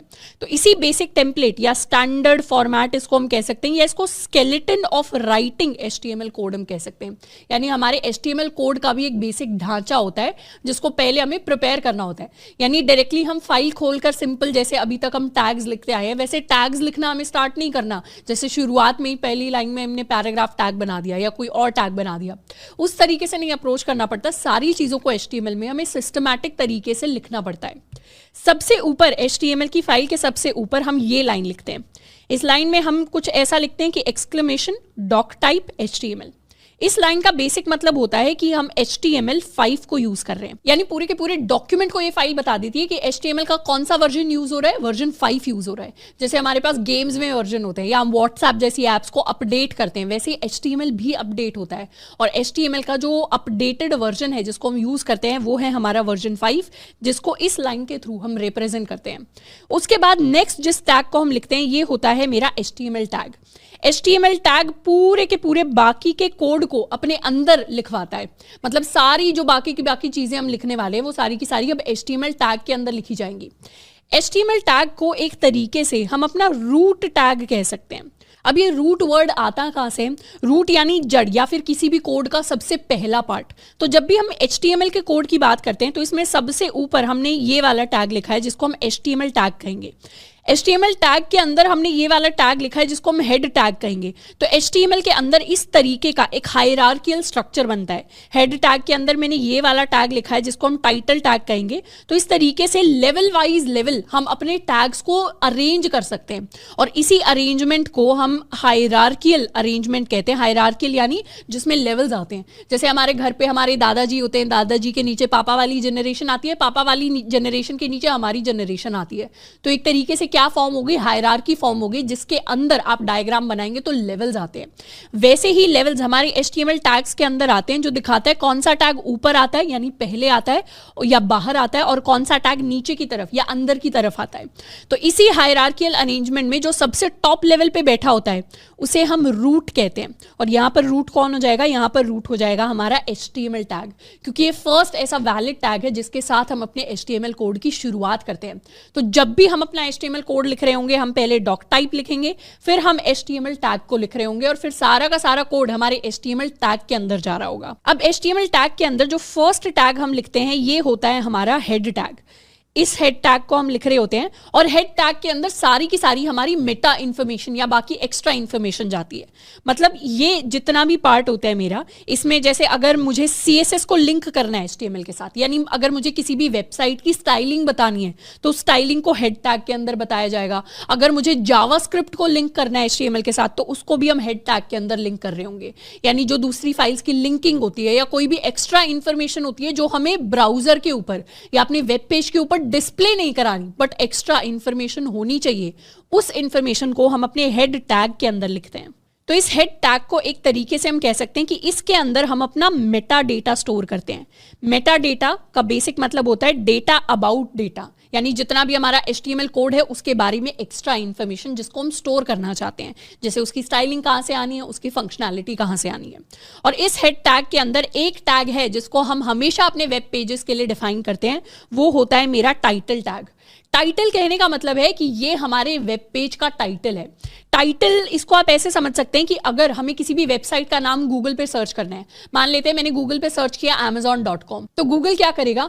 गूगल सर्च क्वेरी को इस टाइटल के बेसिस पर सर्च करेगा। इसीलिए टाइटल का जो नाम है वो बहुत ज्यादा रेलेवेंट होना चाहिए। मतलब अगर जो भी आप अपने पेज में डिस्प्ले कराना चाहते हैं वही नाम आपको अपने टाइटल को देना है, और ये टाइटल का नाम कभी भी डिस्प्ले नहीं होता वेबसाइट पर। मतलब अगर आपने माई फर्स्ट पेज लिख दिया तो ये टाइटल जो है ये आपके मेन वेब पेज पर वेबसाइट के ऊपर डिस्प्ले नहीं होगा, ये वेबसाइट से ऊपर की तरफ टैब के ऊपर डिस्प्ले होता है। जैसे इसका एक एग्जांपल देखते हैं। मान लेते हैं हमने वेबसाइट खोली netflix.com। अब netflix.com के ऊपर जब ऐसे इस तरीके से वेबसाइट खुलेगी तो ऊपर लिखा हुआ आ रहा है, नेटफ्लिक्स का आइकन है, Netflix India, watch TV shows online, watch movies online. तो ये जो ऊपर की तरफ डिस्प्ले होकर आ रहा है ये मेरे नेटफ्लिक्स के मेन वेब पेज का टाइटल है। तो इस तरीके से टाइटल जो है हमें दिखाता है कि वेब पेज के ऊपर एक्चुअली होने क्या वाला है, इसीलिए टाइटल का नाम बड़े सोच समझकर हमें अपने प्रोजेक्ट्स या फिर वेबसाइट्स के लिए रखना होता है। नेक्स्ट जिस चीज की हम बात करेंगे वो है मेरा बॉडी टैग। अब हम चाहें तो HTML को दो पार्ट्स में डिवाइड कर सकते हैं, एक होता है हमारा हेड टैग, एक होता है हमारा बॉडी टैग। हेड टैग के अंदर वो सारी चीजें आती हैं जो वेबसाइट के ऊपर जनरली दिखाई नहीं देती, और इन चीजों में हमारा मेटा डेटा स्टोर होता है, इसे हम मेटा डेटा कर लेते हैं। एंड हमारे बॉडी टैग के ऊपर वो चीज़ें दिखाई देती हैं जो एक्चुअली हमारे वेब पेज के ऊपर हमें डिस्प्ले होकर दिखाई देती हैं। जैसे अगर मुझे पैराग्राफ टैग लिखना है तो वो बॉडी टैग के अंदर आएगा, अगर मुझे हेडिंग टैग लिखना है तो वो भी बॉडी टैग के अंदर आएगा, या फिर कोई और ऐसा टैग है, जैसे मान लो आगे हम बहुत सारे टैग्स बनाना सीखेंगे, हम लिस्ट बनाना सीखेंगे, हम फॉर्म्स बनाना सीखेंगे, हम टेबल्स बनाना सीखेंगे, हम बटन्स वगैरह, इमेजेस, बहुत सारी चीज़ें सीखने वाले हैं, तो वो सारे के सारे टैग मेरे बॉडी टैग के अंदर हम लिख रहे होते हैं। तो जैसे इस पैराग्राफ टैग को हमने बॉडी टैग के अंदर लिखा है, तो एक जनरल लेआउट होता है जिसको हम हमेशा फॉलो करते हैं जब भी हम अपने HTML कोड को लिखना चाहते हैं। अब एक बार क्या करते हैं, इस HTML बॉयलर प्लेट कोड को हम अपने VS कोड के अंदर जनरेट करने वाले हैं। तो हमने एक बिल्कुल खाली फाइल बनाई हुई है classroom.html, एंड अपने VS कोड के ऊपर एक शॉर्टकट होता है इस बॉयलर प्लेट कोड को जनरेट करने का। यानी हम सिंपली क्या कर सकते हैं, हम सिंपली एक्सक्लेमेशन दबा सकते हैं। हमारा जो कीबोर्ड होता है उसके ऊपर अगर आप एक्सक्लेमेशन यानी ये वाला जो साइन होता है इसको अगर स्क्रीन पर लिखेंगे, यानी इसको अगर टाइप करेंगे, तो उसके बाद आपको कुछ ऐसे ऑप्शंस दिखाई देंगे, इनको हम एमिट्स कहते हैं। एमिट कहने का मतलब है कि ये शॉर्ट फॉर्म है। अगर आपने VS कोड के अंदर HTML फाइल है उसके अंदर एक्सक्लेमेशन लिखा तो मतलब आप VS कोड को बता रहे हैं कि मैं बॉयलर प्लेट कोड जनरेट करना चाहता हूं या चाहती हूं।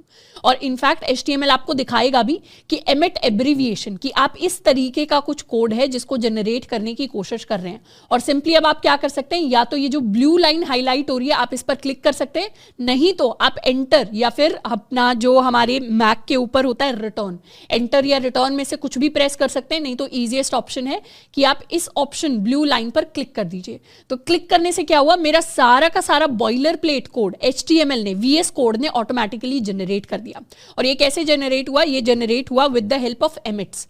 एमिट क्या होते हैं, एमिट हमारी शॉर्ट फॉर्म्स होती हैं। VS कोड के अंदर प्री इंस्टॉल्ड आती हैं, या कुछ और कोड एडिटर अगर आप यूज कर रहे होंगे तो काफी कोड एडिटर्स के ऊपर प्री इंस्टॉल्ड एमिट्स होते हैं।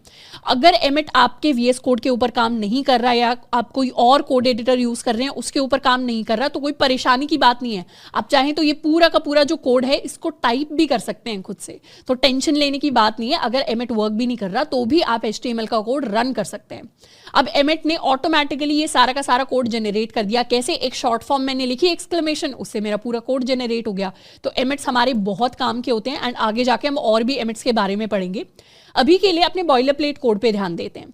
सबसे पहली लाइन मुझे बताती है कि मैं HTML5 को यूज कर रही हूं।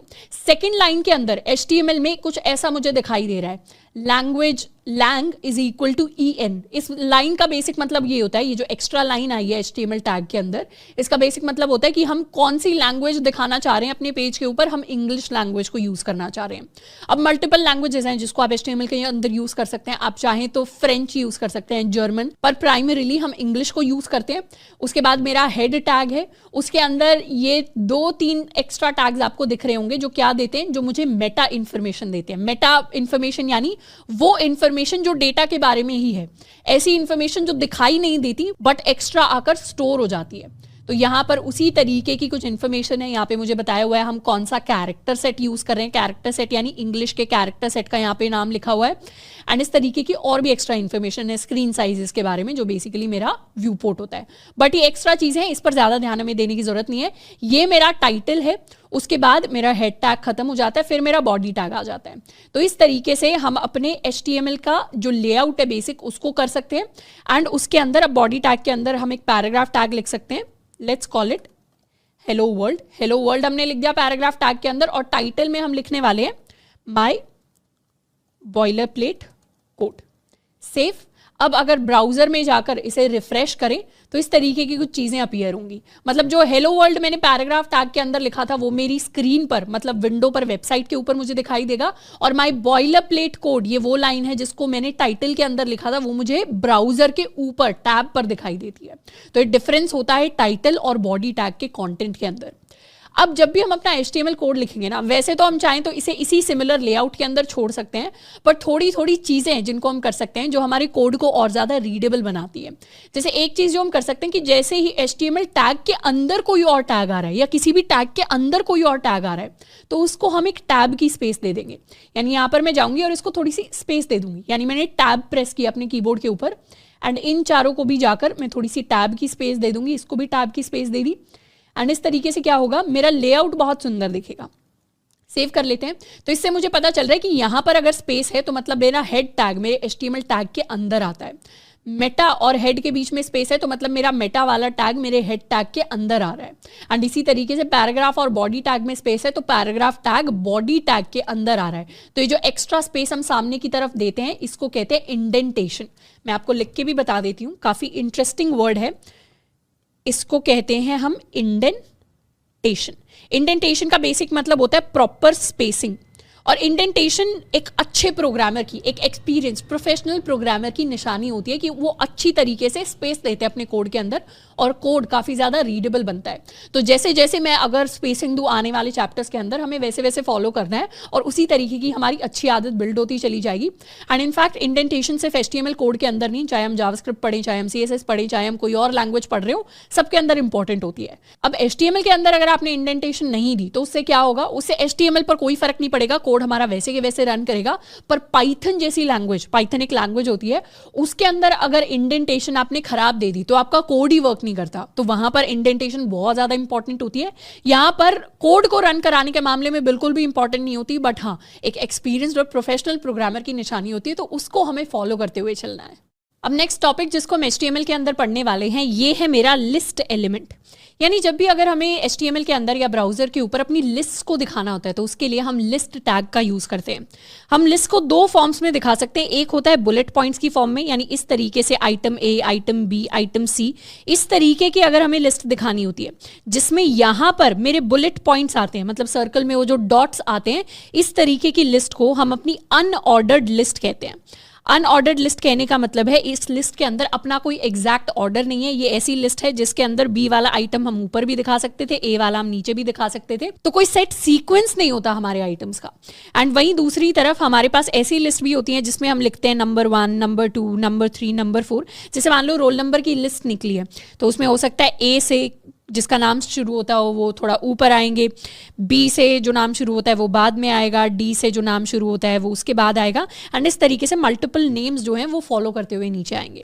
एंड सेम तरीके से अगर हमने ABCD की फॉर्म में दिखाया है तो इस तरीके की जो लिस्ट होती हैं इनको हम ऑर्डर्ड लिस्ट कहते हैं। ऑर्डर्ड लिस्ट मतलब इनका कोई फिक्स्ड एक सीक्वेंस है, 1 2 3 4 सीक्वेंस में आ रही है, ABCD सीक्वेंस में आ रही है। तो दोनों तरीके की लिस्ट को हम HTML में बनाना सीखेंगे। सबसे पहले बात करते हैं अपनी अनऑर्डर्ड लिस्ट के बारे में। अब HTML के अंदर अनऑर्डर्ड लिस्ट को क्रिएट करने के लिए हमें सबसे पहले अपने अनऑर्डर्ड लिस्ट वाले टैग को यूज करना पड़ेगा। तो उसके लिए हम यूज करते हैं UL टैग का। UL टैग जो है ये अनऑर्डर्ड लिस्ट के लिए यूज होता है, पर सिर्फ UL टैग लिखने से हमारी लिस्ट क्रिएट नहीं होती। हर एक लिस्ट के आइटम को क्रिएट करने के लिए हमें इसके अंदर एक और टैग को यूज करना पड़ता है जो होता है हमारा लिस्ट आइटम टैग। तो अगर ये मेरा एक आइटम है तो इसके लिए मुझे एक LI टैग यूज करना पड़ेगा, इसके लिए एक और LI टैग यूज करना पड़ेगा, इसके लिए एक और LI टैग यूज करना पड़ेगा।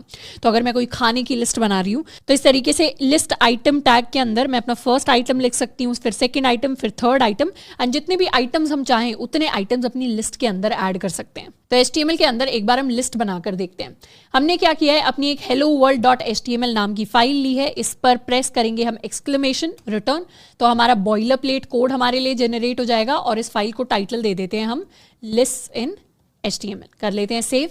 अब बॉडी टैग के अंदर जहां हम सारा कंटेंट लिखते हैं वहां पर हम अपनी अनऑर्डर्ड लिस्ट को क्रिएट करने वाले हैं। सबसे पहले तो अपनी अनऑर्डर्ड लिस्ट के लिए UL टैग को लिखेंगे। अब अनऑर्डर्ड लिस्ट वाला जो हमने टैग बना लिया इसको सेव करें और रिफ्रेश करें ब्राउजर में, तो अभी यहाँ पर हमें कुछ नहीं दिखाई देगा क्योंकि सिर्फ अनऑर्डर्ड लिस्ट लिखने से लिस्ट क्रिएट नहीं होती, उसके अंदर आइटम्स भी क्रिएट करने पड़ते हैं। जैसे हम चाहें तो आइटम्स में लिख सकते हैं ब्रेड, नेक्स्ट आइटम हम लिख सकते हैं लेट्स से जैम, इस तरीके से जैम। इसके अलावा नेक्स्ट आइटम हम लिख सकते हैं लेट्स से फ्रूटी, हमने लिख दिया, सेव, रिफ्रेश। तो इस तरीके से मेरे जो लिस्ट आइटम है, थोड़ा सा जूम इन कर लेते हैं इसे, वो मुझे दिखने शुरू हो जाएंगे अपने ब्राउजर पर। अगर आपको जूम इन करना है तो यूजुअली हमारा जो कीबोर्ड होता है उसके ऊपर हम कमांड एंड प्लस वाला जो आइकन होता है उसको प्रेस करते हैं, नहीं तो आप सिंपली गूगल करके देख सकते हैं आपके ब्राउजर के लिए क्या सेटिंग है। एंड यहाँ पर और थोड़े से आइटम्स क्रिएट करना चाहें तो लेट्स से हमने समोसा क्रिएट कर लिया, हमने डोसा क्रिएट कर लिया, सेव, रिफ्रेश। तो इस तरीके की जो लिस्ट होती है उसको हम क्रिएट करते हैं with the help of UL tag and or LI tag. अब हम चाहें तो एक और चीज भी कर सकते हैं, जैसे ये जो लिस्ट आइटम वाला टैग होता है इसके अंदर जरूरी नहीं है कि हम सिर्फ टेक्स्ट लिख सकते हैं, हम अपने लिस्ट आइटम के अंदर और भी डिफरेंट HTML टैग्स को लिख सकते हैं। जैसे अगर हम चाहें तो एलआई टैग के अंदर हम अपने H2 टैग को लिख सकते हैं, तो H2 यानी मेरी हेडिंग वाला टैग, और यहां पर हम कुछ इस तरीके का लिख सकते हैं want to buy, save, refresh. तो यहां से क्या हुआ, ये मेरा फर्स्ट लिस्ट आइटम हो गया जिसमें लिखा रहा है वांट टू बाय, और ये वांट टू बाय का फॉन्ट साइज काफी बड़ा है। क्यों? क्योंकि इसे मैंने अपने H2 हेडिंग टैग के अंदर लिखा है। तो लिस्ट के अंदर सिर्फ मेरा नॉर्मल टेक्स्ट नहीं आता, मेरे दूसरे टैग जैसे मेरा पैराग्राफ टैग हो गया, या मेरा बोल्ड टैग हो गया, या फिर हमारा हेडर टैग हो गए, या कोई और टैग भी हो गया, वो सारे के सारे टैग्स हम as my list items present कर सकते हैं। अब बात करते हैं सेकंड टाइप की लिस्ट की, जो होती है हमारी ऑर्डर्ड लिस्ट। ऑर्डर्ड लिस्ट के लिए हमें सिर्फ बाहर वाला जो टैग होता है उसकी जगह लिखना होता है OL। OL का मतलब होता है ऑर्डर्ड लिस्ट, एंड उसके अंदर नॉर्मली हम लिस्ट आइटम्स को वैसे ही क्रिएट करते हैं जैसे अनऑर्डर्ड लिस्ट के अंदर क्रिएट किया जाता है। जैसे यहाँ से वांट टू बाय हटा देते हैं, सेव, एंड अब इस अनऑर्डर्ड लिस्ट को ही कॉपी करके नीचे कर देते हैं पेस्ट, और अनऑर्डर्ड की जगह यहाँ पर कर देते हैं अपने टैग को ऑर्डर्ड लिस्ट, सेव, रिफ्रेश। तो ये वाली जो लिस्ट थी मेरी, ये थी अनऑर्डर्ड लिस्ट, एंड ये वाली लिस्ट मेरी ऑर्डर्ड लिस्ट बन गई। तो ऑर्डर्ड लिस्ट है तो इसमें 1 2 3 4 5 अब जो एलिमेंट्स है मेरे वो सीक्वेंस में प्रेजेंट होकर आएंगे। इसके अलावा हम एक और चीज कर सकते हैं कि जो भी मेरा ऑर्डर है उसका हम टाइप चेंज कर सकते हैं। तो OL के अंदर हम लिख सकते हैं टाइप इज इक्वल टू, यहां पर मैंने लिखा type is equal to quotes A। तो मैंने कैपिटल A यहां पर लिखा है, ये मैंने डबल कोट्स यूज किए हैं। ये type is equal to A का क्या मतलब है, ये एक्चुअली हमारे एक एट्रीब्यूट होता है। एट्रीब्यूट्स क्या होते हैं उसके बारे में अभी हम पढ़ने वाले हैं, बट अभी के लिए याद रखना है कि ऑर्डर्ड लिस्ट में अगर हमें टाइप चेंज करना है तो उसके लिए हम टाइप इज इक्वल टू वो टाइप लिख सकते हैं। इसे सेव करेंगे और रिफ्रेश करेंगे तो अब मेरी ऑर्डर्ड लिस्ट के सामने ABCDE आने लग गया, और यहीं पर कैपिटल A की जगह हमने स्मॉल a करके सेव करके रिफ्रेश किया होता तो क्या होता, स्मॉल ABCD, हमारी लिस्ट के जो आइटम्स हैं वो इस तरीके से प्रेजेंट होते। तो जो भी ऑर्डर्ड लिस्ट है उसके अंदर टाइप को भी चेंज कर सकते हैं यूजिंग दिस एट्रीब्यूट। अब वैसे तो और भी थोड़े से टाइप्स होते हैं, बट ये सबसे ज्यादा जनरली यूज होने वाले टाइप्स हैं। जब भी हम ऑर्डर लिस्ट को क्रिएट कर रहे होंगे हम इन्हीं टाइप्स को यूज करके उसे क्रिएट करेंगे। नेक्स्ट हम बात करने वाले हैं HTML के अंदर HTML एट्रीब्यूट्स के बारे में।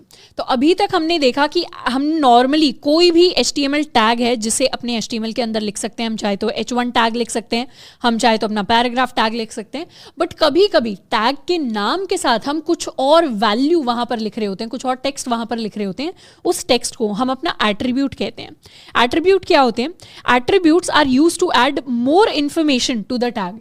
यानी एक तो है कि मैंने नॉर्मल कोई टैग लिख दिया, जैसे अभी तक हमने क्या किया था, ऑर्डर्ड लिस्ट का एक टैग लिखा था, बट उसके साथ अगर मुझे एक्स्ट्रा इंफॉर्मेशन ऐड करनी है, जैसे अगर मुझे उस लिस्ट का टाइप चेंज करके उसका टाइप की इंफॉर्मेशन ऐड करनी है, तो ये जो एक्स्ट्रा इंफॉर्मेशन है, ये एक्स्ट्रा इंफॉर्मेशन हम ऐड करते हैं in the form of attributes. तो ये जो type is equal to A था, ये एक तरीके से एट्रीब्यूट था ऑर्डर्ड लिस्ट में। या फिर जैसे HTML वाले टैग में जब हम language is equal to EN लिखते हैं तो ये भी हमारे पास एक एट्रीब्यूट होता है। एट्रीब्यूट कहने का क्या मतलब है? एट्रीब्यूट एक्स्ट्रा इन्फॉर्मेशन दे रहा है। तो HTML टैग के अंदर का ये जो एट्रीब्यूट है ये मुझे बता रहा है कि HTML में कौन सी लैंग्वेज यूज हो रही है। HTML में मेरी इंग्लिश लैंग्वेज यूज हो रही है, जो एक्स्ट्रा इन्फॉर्मेशन दी गई है। यहाँ पर एक्स्ट्रा इन्फॉर्मेशन ये दी गई है कि ऑर्डर्ड लिस्ट के लिए मुझे कौन सा टाइप यूज करना है, मुझे ABCD इस तरीके का टाइप अपनी ऑर्डर्ड लिस्ट के लिए यूज करना है। तो जैसे हम अपनी अगर नॉर्मल बॉयलर प्लेट कोड देखें तो इसमें HTML के साथ हम लिखते हैं language is equal to English, तो ये मेरा एट्रीब्यूट है। मेटा टैग के अंदर जो ये मेरा character set, char set is equal to UTF-8 लिखा हुआ है, ये भी मेरे पास अपना एक एट्रीब्यूट है। यहाँ पर ये जो name is equal to viewport, content is equal to width scale, ये content is equal to IEH, या इस तरीके से जितनी भी value is equal to something, ये क्या है? ये बेसिकली है A is equal to something, जो डबल कोट्स में A is equal to B, जिसमें डबल कोट्स के अंदर या आप चाहें तो सिंगल कोट्स के अंदर भी कोई भी वैल्यू है जिसको लिख सकते हैं, तो उसमें ए वैल्यू लेफ्ट की तरफ आ रही होती है, बी वैल्यू राइट की तरफ कोट्स के अंदर आ रही होती है। ये जो पेयर होता है, 2 वर्ड्स की जोड़ी होती है। अब इसमें जो ए होता है इसी को हम अपना एट्रीब्यूट कहते हैं, यानी यहाँ पर लैंग्वेज मेरा एट्रीब्यूट है जिसकी वैल्यू इंग्लिश है, यहाँ पर टाइप मेरा एट्रीब्यूट है जिसकी वैल्यू ए है। तो एट्रीब्यूट्स होते हैं, उनकी वैल्यू चेंज होती रहती है। यहाँ पर कैर सेट मेरा एट्रीब्यूट है जिसकी वैल्यू हमने ये दी है। हम चाहे तो डबल कोट्स में भी लिख सकते हैं, सिंगल कोट्स में भी। जैसे इस टाइप को अगर हम यहाँ पर सिंगल कोट्स में भी लिखेंगे, इसे सेव करेंगे और रिफ्रेश करेंगे, तब भी मेरा टाइप सेम ही रहेगा ABCDE, क्योंकि double quote single quote similar तरीके से इंटरप्रेट होते हैं HTML के अंदर। नेक्स्ट एलिमेंट HTML के अंदर जिसको हम पढ़ने वाले हैं, ये है मेरा एंकर एलिमेंट। एंकर एलिमेंट हमारे पेज के ऊपर लिंक्स को ऐड करने के लिए यूज होता है। यानी कई बार हम कई सारी वेबसाइट्स के ऊपर जाते होंगे जहां पर किसी भी टेक्स्ट को क्लिक करके हम किसी और पेज पर जा सकते हैं। जैसे अगर मैं यहाँ पर नॉर्मल सा एक विकीपीडिया का एग्जाम्पल लूँ, तो लेट्स सपोज विकीपीडिया के एवेंजर्स वाले पेज पर हम गए, तो जैसे यहाँ पर अब हम टॉक पर क्लिक करेंगे, तो टॉक पर क्लिक करने से हम क्या हो जाएगा, हम किसी और पेज पर चले जाएंगे। या यहाँ पर इस बेस्ड ऑन पर हम क्लिक करेंगे तो क्या होगा, हम किसी और सेक्शन पर या किसी और पेज पर चले जाएंगे। तो इस तरीके का जो काम होता है, मतलब कोई ऐसी चीज़ जिस पर क्लिक करने से हम किसी और जगह चले जाते हैं, उसे हम एंकर टैग की फॉर्म में यूज़ करते हैं। इसे हम क्या कहते हैं, इसे लिंक्स कहते हैं, या HTML भाषा में इसे एंकर टैग कहते हैं। तो अपने पेज पर भी अगर हमें लिंक्स को ऐड करना है तो उसके लिए हम एंकर टैग्स को यूज करते हैं। एंकर टैग का मतलब होता है बेसिक हमारा ए टैग। अगर हम सिंपली ए लिख लेते हैं तो ये मेरा एंकर टैग कहलाता है। पर सिर्फ एंकर टैग लिखने से कुछ नहीं होता, एंकर टैग के साथ हमें लिंक करना पड़ता है कि आप इस पर क्लिक करके कहां पर जाना चाहते हैं। जैसे अगर मान लेते हैं हम google.com पर जाना चाहते हैं, तो लिंक करने के लिए एंकर टैग के जो ओपनिंग टैग होता है, ये मेरा ओपनिंग टैग है, ये मेरा क्लोजिंग टैग है। ओपनिंग टैग के अंदर हम अपने href, ये वाला मेरा एट्रीब्यूट होता है, इसको हम क्या कहेंगे, इसको हम एट्रीब्यूट कहेंगे। तो यहाँ पर href की जो फुल फॉर्म होती है वो होती है हमारे पास हाइपर टेक्स्ट रेफरेंस। अब ये सुनने में भारी सा लग रहा है, बट इसका बेसिक मतलब ये है लिंक, कि कौन से लिंक पर आप जाना चाहते हैं इसको क्लिक करके। तो हाइपर लिंक रेफरेंस की वैल्यू जो है उसको हम सेट करेंगे google.com का पूरा लिंक। तो हम पूरा का पूरा लिंक लिखते हैं, सिर्फ google.com नहीं, google.com की पूरी वेबसाइट का हमें लिंक लिखना पड़ता है। और फिर हम एंकर टैग के अंदर कोई भी टेक्स्ट लिख सकते हैं, जिस टेक्स्ट के ऊपर क्लिक करके हम उस लिंक को रीच कर लेंगे। अब ये जो सारी चीज़ें हमने बोली है, इनको धीरे धीरे एक बार करते हैं। क्या करेंगे, पुराना जो हमारा अनऑर्डर्ड लिस्ट वाला जितना भी कोड था उसे हटा देते हैं, सेव एंड रिफ्रेश। यहाँ पर कर देते हैं टैग्स इन HTML, रिफ्रेश।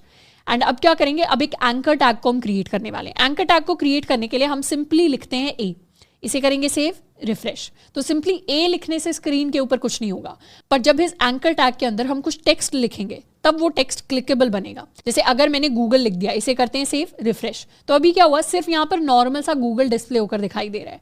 पर अगर हम गूगल का लिंक भी ऐड करते हैं, लिंक ऐड करेंगे ओपनिंग टैग के अंदर, हम लिखेंगे href hyper reference is equal to double quotes, ये मेरा एक एट्रीब्यूट है।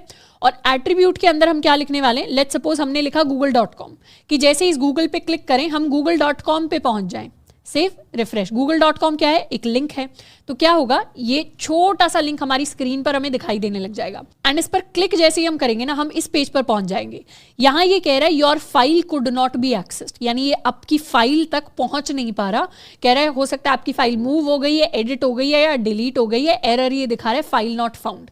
तो इसने क्या किया, HTML ने ये समझा कि href में जो आपने ये google.com लिखा है, तो आप कहना चाह रहे हैं कि google.com आपके कंप्यूटर की कोई एक फाइल है जिसे अब ब्राउजर ढूंढने की कोशिश कर रहा है। बट google.com एक फाइल नहीं है, google.com तो पूरी की पूरी वेबसाइट है। पर उस वेबसाइट पे जैसे ही आप google.com करते हैं, इस वेबसाइट का लिंक सिर्फ google.com नहीं है। जैसे ही हम इस पर क्लिक करेंगे और इसे एक्सपैंड करेंगे, क्लिक करके क्या होता है, जैसे यहाँ पर मैंने क्लिक किया, एक और बार क्लिक करेंगे, 2 बार क्लिक करने से पूरा एक्सपैंड हो जाएगा। तो हम सिर्फ google.com पर सर्च नहीं करते, जब भी हम google.com लिखते हैं अपने ब्राउजर के अंदर, हम https ये :/www.google.com ये पूरा लिंक होता है गूगल का। एंड इस पूरे लिंक को हमें कॉपी करके पेस्ट करना होता है। इसमें https क्या है, इसमें www क्या है, इनकी शायद फुल फॉर्म्स होंगी जो हमने बचपन में सीखी होंगी। https हमारी एक प्रोटोकॉल होती है जिसके बारे में हम बाद में सीखने वाले हैं। www का मतलब वर्ल्ड वाइड वेब होता है, तो पूरे वेब के ऊपर google.com को सर्च किया जाएगा। बेसिकली google.com के साथ अगर हम लिंक करना चाहते हैं तो हमें पूरा का पूरा लिंक लिखना पड़ेगा। इसे करेंगे सेव और यहाँ पर जाकर अभी के लिए करेंगे इसे रिफ्रेश। अब रिफ्रेश किया तो दिखने में कोई चेंज नहीं आएगा, पर जैसे इस पर क्लिक करेंगे ना, वैसे ही क्लिक करके क्या हुआ, क्लिक करके हम सीधा google.com पर पहुंच गए। बैक कर सकते हैं। उसी तरीके से हम चाहें तो एक और एंकर टैग क्रिएट कर सकते हैं। इस एंकर टैग में हम लिख देंगे नेटफ्लिक्स और इसे लिंक कर देंगे netflix.com के साथ। मैंने लिखा href और netflix.com का पूरा लिंक ले लेते हैं। netflix.com इसे करते हैं कॉपी एंड यहाँ पर पेस्ट। तो netflix.com है https और www.netflix.com और /in का मतलब लिंक्स के अंदर यूजुअली होता है इंडिया। जहां पर कोई ऐसी वेबसाइट होगी जिसको यूएस के लिए अलग वर्जन दिखाना होगा, वो यूएस लिखती है। यूके के लिए अलग वर्जन होगा तो वहां पर /UK या इस तरीके की कुछ चीज़ होगी। जैसे यहाँ पर बस ऐसे ही गेस कर रहे हैं कि IN की जगह अगर हम UK लिख के इसे रिफ्रेश करें तो भी IN आ रहा है, क्योंकि बाय डिफॉल्ट शायद वो ट्रैक कर रहा है कि हमारा जो IP है वो इंडिया का है। तो इसे कर लेते हैं हम क्रॉस एंड अब क्या करेंगे, यहाँ पर हमने नेटफ्लिक्स लिखा है, ये नेटफ्लिक्स को लिंक कर दिया, इसे कर लेते हैं सेव रिफ्रेश। तो एक लिंक मेरे गूगल का आ गया, एक लिंक मेरे नेटफ्लिक्स का आ गया। अब हम अगर गूगल पर क्लिक करेंगे तो ये गूगल पर पहुंच जाएगा, बैक करेंगे, नेटफ्लिक्स पर क्लिक करेंगे तो नेटफ्लिक्स पर पहुंच जाएगा, इसको बैक कर सकते हैं। इस तरीके से मल्टीपल वेब पेजेस या मल्टीपल वेबसाइट्स हैं जिनको हम अपने मेन वेब पेज के साथ लिंक कर सकते हैं। अब हमारा जो एंकर टैग होता है, इस एंकर टैग के अंदर जो मेरा href नाम का एट्रीब्यूट होता है, इस एट्रीब्यूट के अंदर हम दो तरीके के लिंक्स को ऐड कर सकते हैं। एक लिंक होता है हमारे पास एब्सोल्यूट लिंक और एक लिंक होता है हमारे पास रिलेटिव लिंक। एब्सोल्यूट लिंक कहने का मतलब है वो लिंक जो डायरेक्टली इंटरनेट पर जैसा दिखता है वैसे के वैसा वहां पर पेस्ट हो गया है। एब्सोल्यूट लिंक में जैसे अभी हमने गूगल लिंक कर रखा है, नेटफ्लिक्स लिंक कर रखा है, इस तरीके के लिंक्स को एब्सोल्यूट लिंक्स कहते हैं। रिलेटिव लिंक्स के अंदर यूजुअली हम अपनी फाइल के लिंक्स लिखते हैं। जैसे फाइल के लिंक कहने का मतलब है कि अगर अभी हम helloworld.html के ऊपर हैं तो यूजुअली जब भी हम बड़े बड़े प्रोजेक्ट्स बनाते हैं तो एक पेज से दूसरे पेज, मतलब एक HTML पेज से दूसरे HTML पेज तक जाने के लिए इस तरीके से हम लिखते हैं। यहाँ पर मान लेते हैं मैंने होम का ऑप्शन बना दिया और होम को किसी और पेज के साथ लिंक करने के लिए हम अपने रिलेटिव लिंक को यूज करेंगे। तो ये जो दूसरा पेज होगा ये भी कुछ ऐसी फाइल होगी जो हमारे सिस्टम के अंदर ही होगी। रिलेटिव यानी जिस भी फोल्डर के अंदर हम हैं या जिस भी फाइल पर हम काम कर रहे हैं उसके रिलेटिव में हम अपने लिंक को लिख रहे हैं। तो वहां पर यूजुअली अगर हमने कोई और index.html या कोई और HTML फाइल बनाई है तो उसका भी हम लिंक जो है यहाँ पर href के अंदर लिख सकते हैं। बट अभी के लिए वो चीज़ हम नहीं कर रहे होंगे क्योंकि अभी के लिए हमने नया नया HTML सीखना शुरू किया है। अभी के लिए जो पेज लिंकिंग या मल्टीपल पेजेस को क्रिएट करने वाली चीज़ हो जाएगी वो थोड़ी सी कॉम्प्लेक्स हो जाएगी। बट डेफिनेटली बाद में जाकर जब हम अपने प्रोजेक्ट्स पर काम कर रहे होंगे उस टाइम पर हम मल्टीपल पेजेस क्रिएट करके उनको लिंक करना भी सीखेंगे। बट अभी के लिए ये याद रख सकते हैं कि एब्सोल्यूट लिंक्स वो लिंक्स होते हैं जो इंटरनेट पर होस्टेड किसी चीज़ के साथ हमें कनेक्ट करवाते हैं, और रिलेटिव लिंक्स में हम उन लिंक्स की बात कर रहे हैं जो हमारे फाइल सिस्टम के अंदर ही कहीं ना कहीं पर एग्जिस्ट करते हैं। तो दोनों तरीके के लिंक्स हम अपने एंकर टैग्स के अंदर यूज कर सकते हैं। नेक्स्ट एलिमेंट जिसको हम पढ़ने वाले हैं HTML में, ये है मेरा इमेज एलिमेंट। अब इमेज एलिमेंट का क्या काम होता है? इमेज एलिमेंट हमारी पेज के ऊपर किसी इमेज को ऐड करने के लिए यूज होता है। इमेज एलिमेंट को ऐड करने के लिए हम अपने इमेज टैग को यूज करते हैं, और मेरा जो इमेज टैग होता है वो एक सिंगल टैग होता है। अभी तक जितने भी टैग्स को हम पढ़ते आए हैं, जैसे मेरा H1 टैग हो गया जो इस तरीके से लिखा जाता है, जैसे मेरा पैराग्राफ टैग हो गया जो इस तरीके से लिखा जाता है, या मेरा एंकर टैग हो गया जो इस तरीके से लिखा जाता है, ये सारे के सारे मेरे पेयर वाले टैग हैं।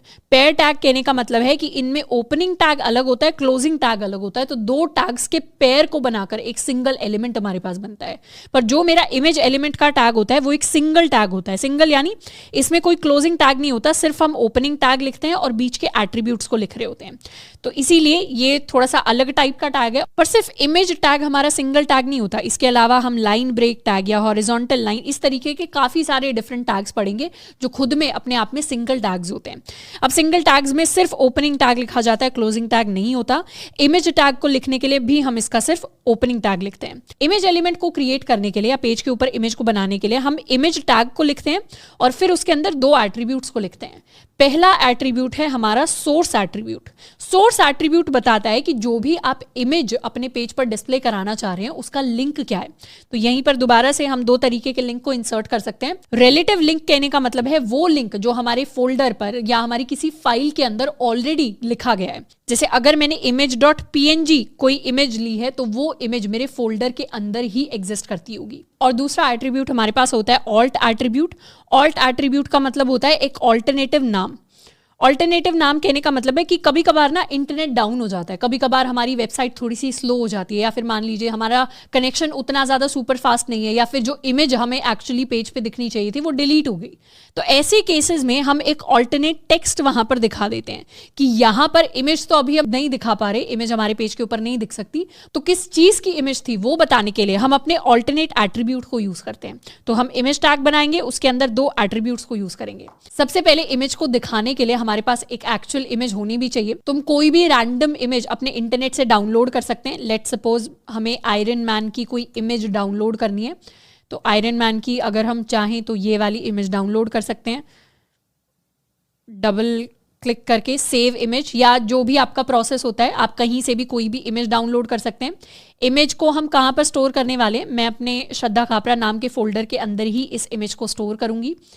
ये जो मेरी इमेज है इसको मैं अपने फोल्डर के अंदर दिखाऊंगी, तो इसे हम कर लेते हैं, लेट्स कॉल इट ironman.jpeg। तो ironman.jpeg ये एक इमेज है जो मैंने डाउनलोड कर ली है। कौन से फोल्डर में डाउनलोड करी है? अपने श्रद्धा खापरा नाम के फोल्डर में डाउनलोड की है, और ये वही सेम फोल्डर है जिसके अंदर मेरी ये helloworld.html फाइल लिखी हुई है।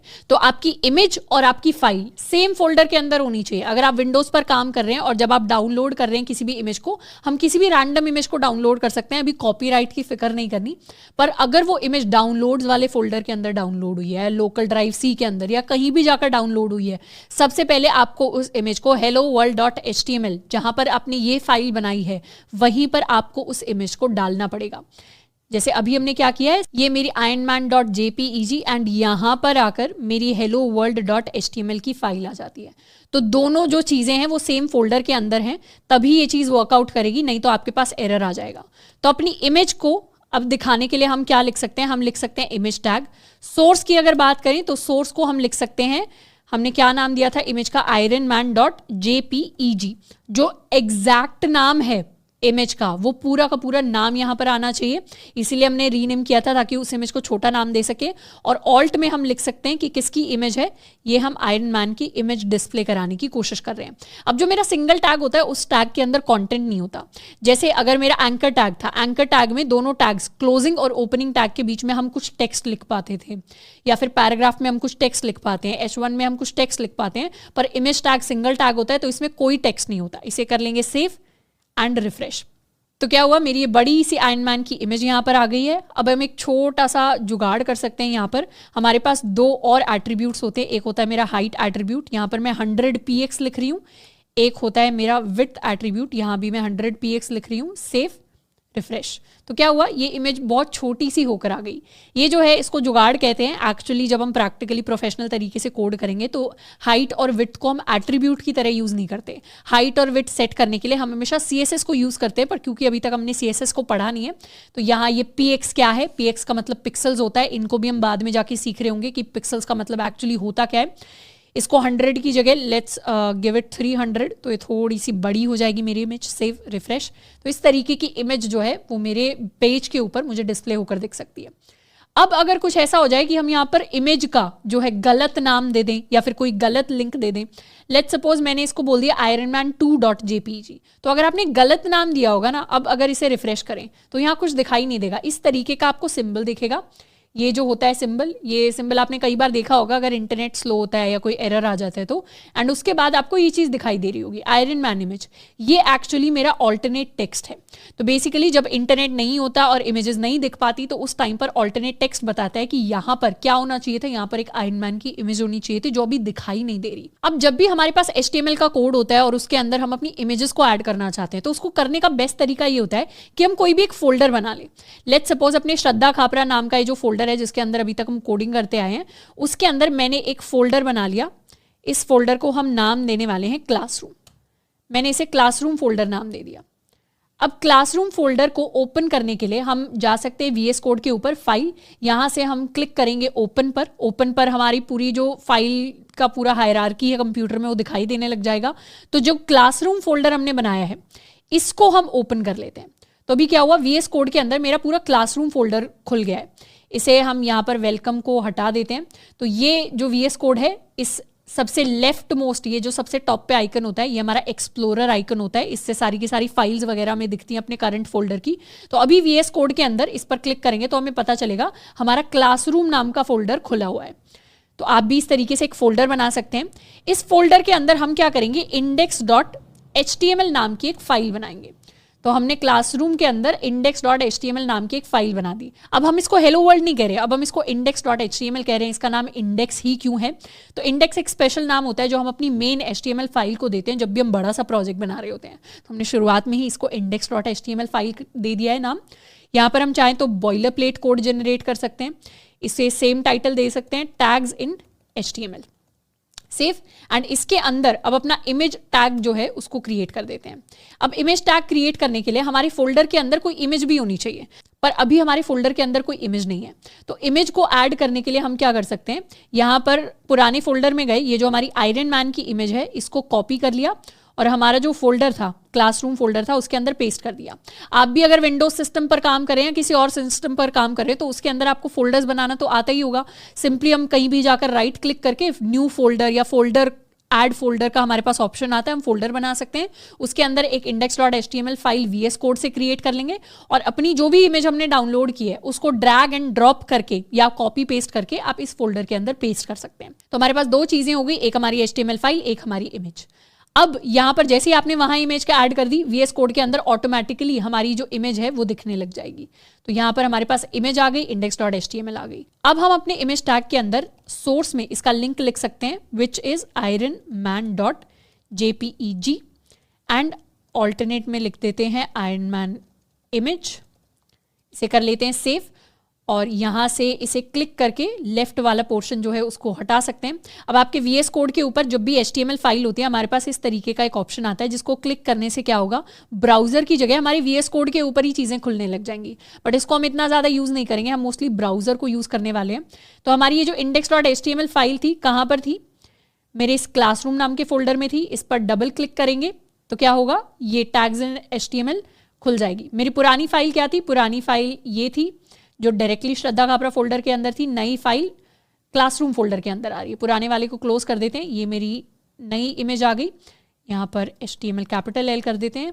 तो इस तरीके से हम किसी भी फाइल के अंदर कोई भी इमेज ऐड कर सकते हैं। बट ये हमेशा याद रखना है कि अगर बेटर तरीका ये होगा कि जब भी हमें इमेज ऐड करनी है उसको सेम फोल्डर के अंदर ऐड करें जो हमारे index.html का है। वरना अगर इमेज किसी और फोल्डर में होगी तो यहाँ पर जो सोर्स में लिंक हमें लिखना पड़ेगा, हमारा रिलेटिव लिंक, वो काफ़ी ज़्यादा कॉम्प्लेक्स हो जाएगा। कुछ केसेस में आपके एरर आएंगे, तो मैं नहीं चाहती कि आप वो एरर्स अभी फेस करें। अभी के लिए डायरेक्टली उसी फोल्डर के अंदर हम अपनी इमेज को ऐड कर रहे होंगे। अब एक और सेकंड तरीका होता है इमेज एलिमेंट को ऐड करने का, जिसमें हम क्या करते हैं, सोर्स के अंदर अपने एब्सोल्यूट URL को यूज करते हैं। URL यानी लिंक। तो अभी तक हमने रिलेटिव लिंक यूज किया था, यानी इमेज हमारे कंप्यूटर के अंदर ही थी, हमारे फोल्डर के अंदर ही थी। बट अब हम ऑनलाइन इमेजेस को देखने वाले हैं। जैसे अगर हम ऑनलाइन जाएं और अभी अगर लेट्स से हमें कैप्टन अमेरिका की अगर हमें ये वाली इमेज जो है इसको ऐड करना है, या फिर लेट्स से इस इमेज को ऐड करना है, तो इस इमेज को ऐड करने के लिए डबल क्लिक जब भी हम करेंगे ना इमेजेस के ऊपर इंटरनेट पर, तो यहाँ पर हमारे पास एक लिंक आएगा, कॉपी लिंक एड्रेस, या एक ये copy image address. Link address का मतलब होगा इस पूरे जो पेज है, इंफॉर्मेशन है, उसका लिंक, पर हम इमेज का एड्रेस है इसको कॉपी करेंगे। कॉपी इमेज एड्रेस पर मैंने क्लिक कर लिया। इसको कॉपी करके अब हम सोर्स में जाकर ironman.jpeg की जगह इस लिंक को कर देंगे पेस्ट, इसे कर देंगे सेव। अब ये क्या है, ये एक बड़ा सा लिंक है, इंटरनेट के ऊपर जो होस्टेड इमेज है ये उसका बड़ा सा लिंक है। इसे सेव कर दिया और यहाँ पर जाकर अपने टैग्स इन HTML को रिफ्रेश कर दिया। तो अब क्या हुआ, पेज रिफ्रेश हुआ और यहाँ पर यही सेम इमेज जो यहाँ पर थी वो अब मुझे अपने पेज के अंदर दिखाई दे रही है। पर अगर ये इमेज इंटरनेट से डिलीट हो गई तो मेरे पेज के ऊपर से भी इमेज डिलीट हो जाएगी। तो ये डिफरेंस होता है रिलेटिव में जो आप इमेज ऐड करते हैं, क्योंकि वो आपके कंप्यूटर के ऊपर है, उसके डिलीट होने के चांसेस कम है, तो वो हमेशा दिखाई देगी। जबकि अगर आपने इंटरनेट से कोई रैंडम इमेज उठाई है तो वो इंटरनेट वाली इमेज कभी भी डिलीट हो सकती है, तो वो आपके पेज से भी कभी भी डिलीट हो जाएगी। तो दोनों तरीके की इमेजेस हम यहाँ पर यूज कर सकते हैं, लेकिन अलग अलग केसेस के हिसाब से अलग अलग अलग इमेजेस हमारे पास ज्यादा सूटेबल होंगी। अब नेक्स्ट हम सॉल्व करने वाले हैं एक छोटा सा प्रैक्टिस क्वेश्चन। प्रैक्टिस क्वेश्चन के अंदर हमें दिया हुआ है create an unordered list of 3 fruits. तो यहां पर आपको क्या करना है, हमें 3 फ्रूट्स की एक अनऑर्डर्ड लिस्ट क्रिएट करनी है जिसमें 3 फ्रूट्स हैं हमारे पास, apple, orange and mango, that also shows links to their pictures. यानी यहां पर मुझे ऊपर तो लिखना है लिस्ट ऑफ फ्रूट्स, तो ये मोस्ट प्रोबेबली जो है हमारी H1 हेडिंग हो जाएगी। फिर एक अनऑर्डर्ड लिस्ट की फॉर्म में तीनों फ्रूट्स के नाम लिखने हैं एंड उसके बाद इस तरीके से एक टेक्स्ट मुझे लिखना है जो उस फ्रूट की पिक्चर तक मुझे लेकर आए। तो जब भी हमें कोई लिंक क्रिएट करना होता है मुझे पता है कि मुझे क्या करना पड़ेगा, यहाँ पर एंकर टैग्स को क्रिएट करना पड़ेगा और एंकर टैग्स को क्लिक करने से हम इंटरनेट पर किसी भी एप्पल की, ऑरेंज की, मैंगो की, फ्रूट की पिक्चर पर चले जाएंगे। तो इस तरीके की एक्टिविटी हमें करनी है। तो इसके कोड से पहले मैं आपको बिल्कुल अर्ज करूंगी यहाँ पर वीडियो पॉज करनी है और खुद से ये चीज इंप्लीमेंट करने का ट्राई करना है, उसके बाद हम डायरेक्टली सॉल्यूशन को आकर देख सकते हैं। तो सॉल्यूशन के लिए index.html में सबसे पहले तो बॉइलर प्लेट कोड जनरेट करते हैं। यहां पर हम लिख सकते हैं प्रैक्टिस क्वेश्चन, सेव। अब प्रैक्टिस क्वेश्चन के अंदर सबसे पहले तो अपनी H1 हेडिंग को बनाते हैं। H1 हेडिंग के अंदर लिखा हुआ है लिस्ट ऑफ फ्रूट्स, इसे कर लेते हैं सेव एंड यहाँ पर रिफ्रेश। तो ये मेरी लिस्ट ऑफ फ्रूट्स डिस्प्ले हो गया। फिर मुझे एक्चुअल फ्रूट्स की लिस्ट बनानी है। तो फ्रूट्स की लिस्ट के अंदर पहले एप्पल आता है, फिर ऑरेंज आता है, फिर मेरे पास मैंगो आता है। तो अनऑर्डर्ड लिस्ट बनाने के लिए हम यूज करेंगे अपना UL टैग, जिसके अंदर हर एक लिस्ट आइटम के लिए हम लिखने वाले हैं LI लिस्ट आइटम टैग को। सबसे पहले मेरे पास एप्पल आ जाएगा, उसके बाद हमारे पास यहाँ ऑरेंज आ जाएगा एंड उसके बाद लिस्ट आइटम में हमारे पास यहाँ पर मैंगो आ जाएगा। इसको कर लेंगे सेव, रिफ्रेश। तो इस तरीके से तीनों आइटम्स आ गए हैं मेरी लिस्ट के अंदर। अब तीनों आइटम्स के साथ मुझे क्या करना है, इनको इनकी पिक्चर्स के साथ लिंक करना है।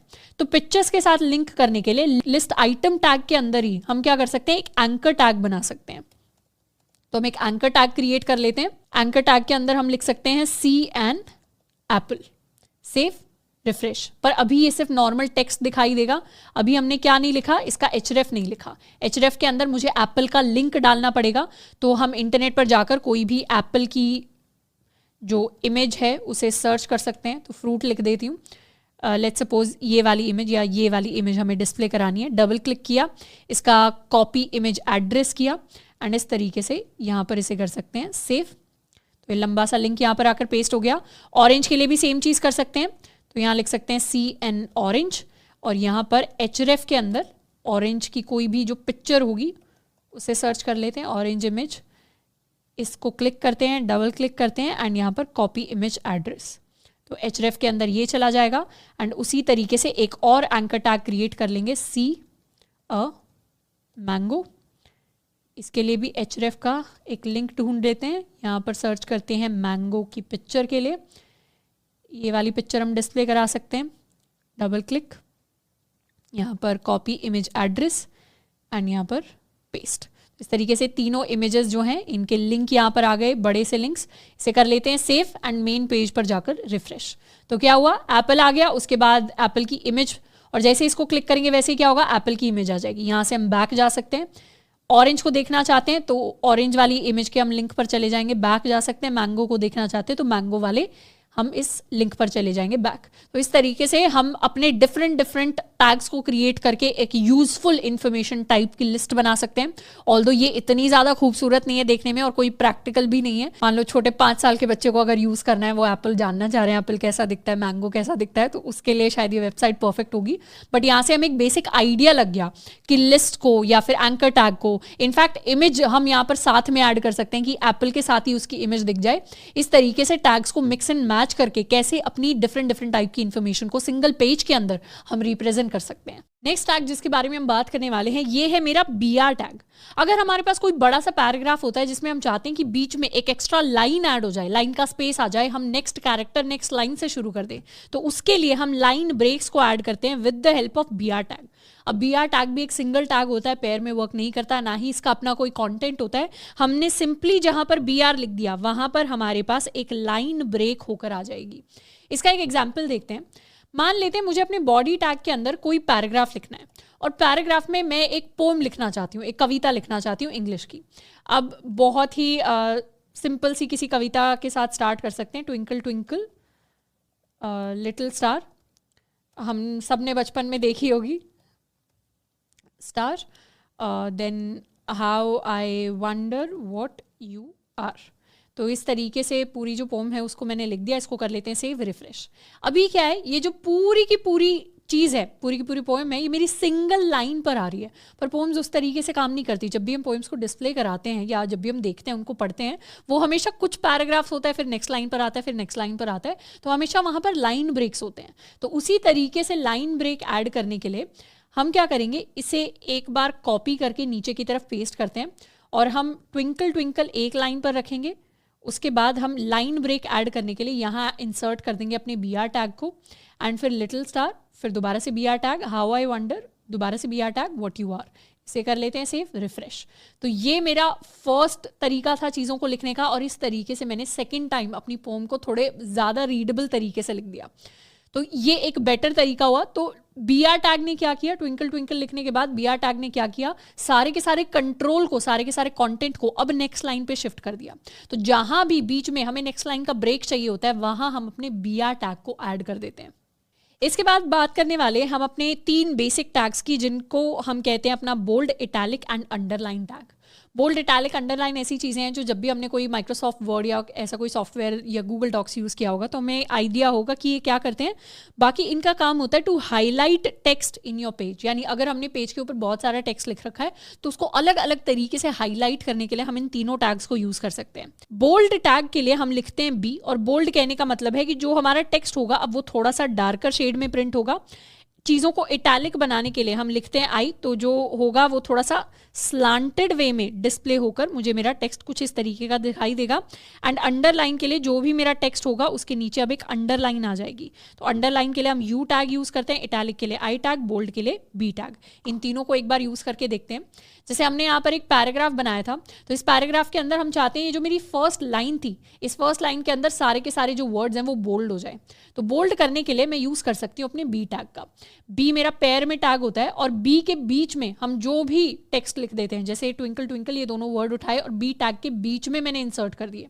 इसे कर लेते हैं सेव, रिफ्रेश। तो क्या हुआ, twinkle twinkle as compared to बाकी टेक्स्ट थोड़ा सा बोल्डर हो जाएगा, थोड़ा सा डार्कर हो जाएगा शेड में। यहीं पर अगर ये सेकंड लाइन है जिसको हम इटैलिक में यानी थोड़ा सा टेढ़ा करके दिखाना चाहते हैं, तो यहाँ हम लिख सकते हैं B टैग। ये नोट करना है, BR टैग और B टैग में डिफरेंस होता है। B और BR से कंफ्यूज नहीं होना। B का मतलब होता है बोल्ड, BR का मतलब होता है breaking the line. Line break की शॉर्ट फॉर्म ब्रेकिंग, या long form breaking the line. तो ये मेरा एक और, यहाँ पर B की जगह मुझे इटैलिक बनाना है, तो इसे I टैग कर देते हैं, सेव, रिफ्रेश। तो ये क्या हुआ, थोड़ा सा जूम इन करते हैं, ये थोड़ा सा टेढ़ा होकर टेक्स्ट डिस्प्ले दिखाई दे रहा है। ये टेक्स्ट जबकि कंप्लीटली सीधा है वर्टिकली, और ये थोड़ा सा टेढ़ा हो गया है। तो ये मेरा इटैलिक फॉर्म में टेक्स्ट रिप्रेजेंट हो रहा है। एंड तीसरी लाइन को अगर मुझे अंडरलाइन करना है तो हम लिख सकते हैं अपना U टैग। U टैग के अंदर ये तीसरी लाइन का टेक्स्ट उठाकर cut and paste, save, refresh. तो ये तीसरी लाइन पर टेक्स्ट के नीचे अंडरलाइन आ गया। तो इस तरीके से अलग अलग तरीके से हम अपने टेक्स्ट को भी फॉर्मेट कर सकते हैं। कोई हेडिंग है जिसको मुझे बोल्ड में करना है, या कोई हेडिंग है जिसको हम अंडरलाइन करके दिखाना चाहते हैं, तो उस तरीके की जो स्टाइलिंग है वो हम अपने पेज के कंटेंट के ऊपर ऐड कर सकते हैं यूजिंग आवर 3 टैग्स।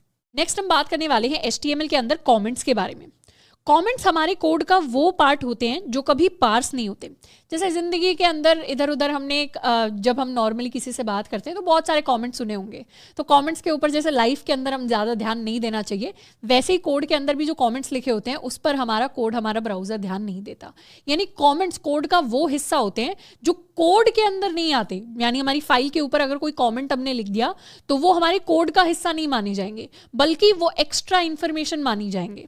जैसे मान लेते हैं कि अगर मुझे अपने कोड के बारे में ही कोई एक्स्ट्रा इन्फॉर्मेशन देनी है, जैसे यहाँ पर मुझे पता है कि ये मैंने एक पोएम लिखी हुई है, मैं बस बताना चाहती हूँ, यहाँ पर लिखना चाहती हूँ कोड के अंदर कि ये पोएम है, बट मैं कुछ भी यहाँ पर डिस्प्ले नहीं कराना चाहती। तो उसके लिए हम लिख सकते हैं सबसे पहले तो अपना एंगुलर ब्रैकेट, उसके बाद हम लिखते हैं अपना एक्सक्लेमेशन, एंड उसके बाद हम लिखते हैं डबल डैश। तो डबल डैश लिखने से क्या हुआ, इस तरीके का कोड मेरे पास आ गया। अब जितने भी हम कमेंट्स लिखना चाहते हैं वो हम इसके बीच में लिखते हैं, और यूजुअली VS कोड में जो कमेंट होते हैं वो ग्रीन कलर से आपके पास हाईलाइटेड होंगे, नहीं तो ग्रेश कलर से हाईलाइटेड होंगे। मोस्ट प्रॉब्ली ग्रीन कलर से ही कमेंट्स हाईलाइटेड होते हैं, और यहाँ मैं अपना जो भी कमेंट में लिखना चाहती हूँ वो लिख सकती हूँ। अब ये ग्रीन कलर से हाईलाइटेड है तो यहाँ ये अलग से पता चल रहा है ये कॉमेंट है, ये कोड का हिस्सा नहीं है। यहाँ मैं कुछ भी लिख सकती हूँ, this is a poem in HTML, यानी हमारे कमेंट के अंदर हम प्लेन इंग्लिश लिख रहे होते हैं, कोई कोड नहीं लिखते, सिर्फ इंग्लिश लिखते हैं। हम जावास्क्रिप्ट में भी कमेंट्स लिख सकते हैं, जब आगे पढ़ेंगे CSS में भी कमेंट्स लिख सकते हैं, यहाँ हम HTML में भी कमेंट्स लिख रहे हैं। एंड जितनी भी प्रोग्रामिंग लैंग्वेजेस होती हैं, मैक्सिमम प्रोग्रामिंग लैंग्वेजेस के अंदर हमारे पास कमेंट्स लिखने का कोई ना कोई तरीका होता है। तो कमेंट्स हमारे कोड के लिए नहीं होते। जैसे अगर मैं इसे सेव करूं, रिफ्रेश करूं, तो जो मैंने यहां पर लिखा था this is a poem in HTML, वो टेक्स्ट यहां पर कभी नहीं दिखाई देगा, क्योंकि ये टेक्स्ट क्या है, ये कमेंट है जो कोड का हिस्सा नहीं माना जाता। तो कमेंट्स बहुत ही इंटरेस्टिंग पार्ट होते हैं। कमेंट्स यूजुअली कोड पढ़ने वाले के लिए होते हैं, ब्राउजर के लिए, वेबसाइट के लिए नहीं होते। जो हमारा कोड पढ़ता है उसके लिए कमेंट्स होते हैं, ताकि पूरे कोड को पढ़ने की जगह बस हम कमेंट को पढ़ के समझ सके कि कोड के अंदर हो क्या रहा है। जैसे यहाँ पर मैंने लिख दिया this is a poem in HTML, तो यह पता चल रहा है कि ये जो कोड है ये क्या करता है, ये HTML के अंदर एक पोएम को लिखने के लिए यूज होता है। तो वो चीज यहाँ कमेंट को पढ़ के समझ आ रही है। अब अगर मान लेते हैं मुझे VS कोड के अंदर कोई भी ऐसा हिस्सा है, कोई भी ऐसा पार्ट है कोड का जिसको कमेंट आउट करना है। जैसे अगर मैं इस कोड को यहाँ से हटाना चाहती हूँ, ये वाला जो लाइन है इसे हम यहाँ से हटाना चाहते हैं, तो इसको सिंपली हम एक कमेंट बना सकते हैं। जैसे ही हम इसे कमेंट बनाएंगे ना, ये लाइन कंप्लीटली हट जाएगी। तो शॉर्टकट कमेंट बनाने का ये होता है कि जितने भी एरिया को, जितने भी पार्ट को कोड के हम अपना कमेंट बनाना चाहते हैं उसको हम सिलेक्ट कर लेते हैं, और सिलेक्ट करके अपनी कीबोर्ड के ऊपर हम दबाते हैं कमांड और फॉरवर्ड स्लैश। कमांड और फॉरवर्ड स्लैश या कंट्रोल प्लस फॉरवर्ड स्लैश, मैं आपको लिखकर भी दिखा देती हूँ। जैसे ही हम कंट्रोल प्लस फॉरवर्ड स्लैश, क्या होता है, ये वाला स्लैश, हमारे कीबोर्ड के ऊपर 2 स्लैशेस होते हैं। इस वाले स्लैश को हम कहते हैं हमारा फॉरवर्ड, यानी सामने वाला स्लैश, और इस वाले स्लैश को हम कहते हैं अपना, ये वाला होता है हमारा बैकवर्ड स्लैश। क्या कहेंगे इसे, स्लैश, ये भी होता है स्लैश। तो जो इस तरीके से डंडा जाता है, क्यों, क्योंकि ये सामने की तरफ है, आगे जो इसका ऊपर वाला एंड है वो सामने की तरफ है, इसीलिए इसको फॉरवर्ड स्लैश बोल रहे हैं। और इस वाले डंडे का ऊपर वाला एंड पीछे की तरफ है, इसीलिए इसको बैकवर्ड स्लैश बोलते हैं। तो ये सामने की तरफ जा रहा है, ये पीछे से वापस आ रहा है। तो हम कंट्रोल प्लस फॉरवर्ड स्लैश जैसे ही क्लिक करेंगे, बैकवर्ड स्लैश नहीं क्लिक करना, तो वैसे ही क्या होगा, हमारा ये वाला हिस्सा ऑटोमेटिकली कमेंट आउट हो जाएगा। और जैसे ही दोबारा से कंट्रोल या command plus forward slash click करेंगे, वैसे ही अनकमेंट हो जाएगा। तो कमेंट कर दिया, सेव कर दिया, रिफ्रेश कर दिया, तो वो ऊपर वाली लाइन कंप्लीटली गायब हो गई। क्यों गायब हो गई, क्योंकि अब ब्राउजर सोच रहा है कि ये तो कमेंट है, कमेंट तो ब्राउजर को समझ आते ही नहीं, तो इसीलिए कमेंट को ब्राउजर कभी दिखा ही नहीं सकता हमारे वेब पेज के ऊपर। इनफैक्ट इसको अगर हम इंस्पेक्ट करेंगे, यहाँ पर इंस्पेक्ट करके हमें अपना पूरा HTML का कोड दिखाई देता है। तो इसमें ये जो कमेंट्स वाला पार्ट है ये पूरा ग्रे में है। ग्रे में हाईलाइटेड होने का मतलब है ब्राउजर को नहीं समझ में आता कि ये क्या पार्ट है। ब्राउजर सिर्फ इन वाले जो टैग्स हैं नॉर्मली लिखे हुए हैं, जो कमेंट का हिस्सा नहीं है, उनको समझता है मेरा ब्राउजर। तो इसीलिए कमेंट्स को हम कहीं भी लिख सकते हैं। कमेंट्स को यूजुअली हम अपने कोड को डिस्क्राइब करने के लिए, कोड के अंदर डिफरेंट डिफरेंट नोट्स को दिखाने के लिए यूज करते हैं। अब नेक्स्ट हम बात करने वाले हैं एक काफी स्पेशल रिसोर्स के बारे में, जो है MDN। MDN क्या है, एक वेबसाइट है। जैसे अगर हम गूगल पर जाते हैं और हम सर्च करेंगे फॉर MDN, तो MDN हमारे लिए खुल जाएगा। MDN मतलब ये वाली वेबसाइट, MDN वेब डॉक्स, इसको हम खोल सकते हैं।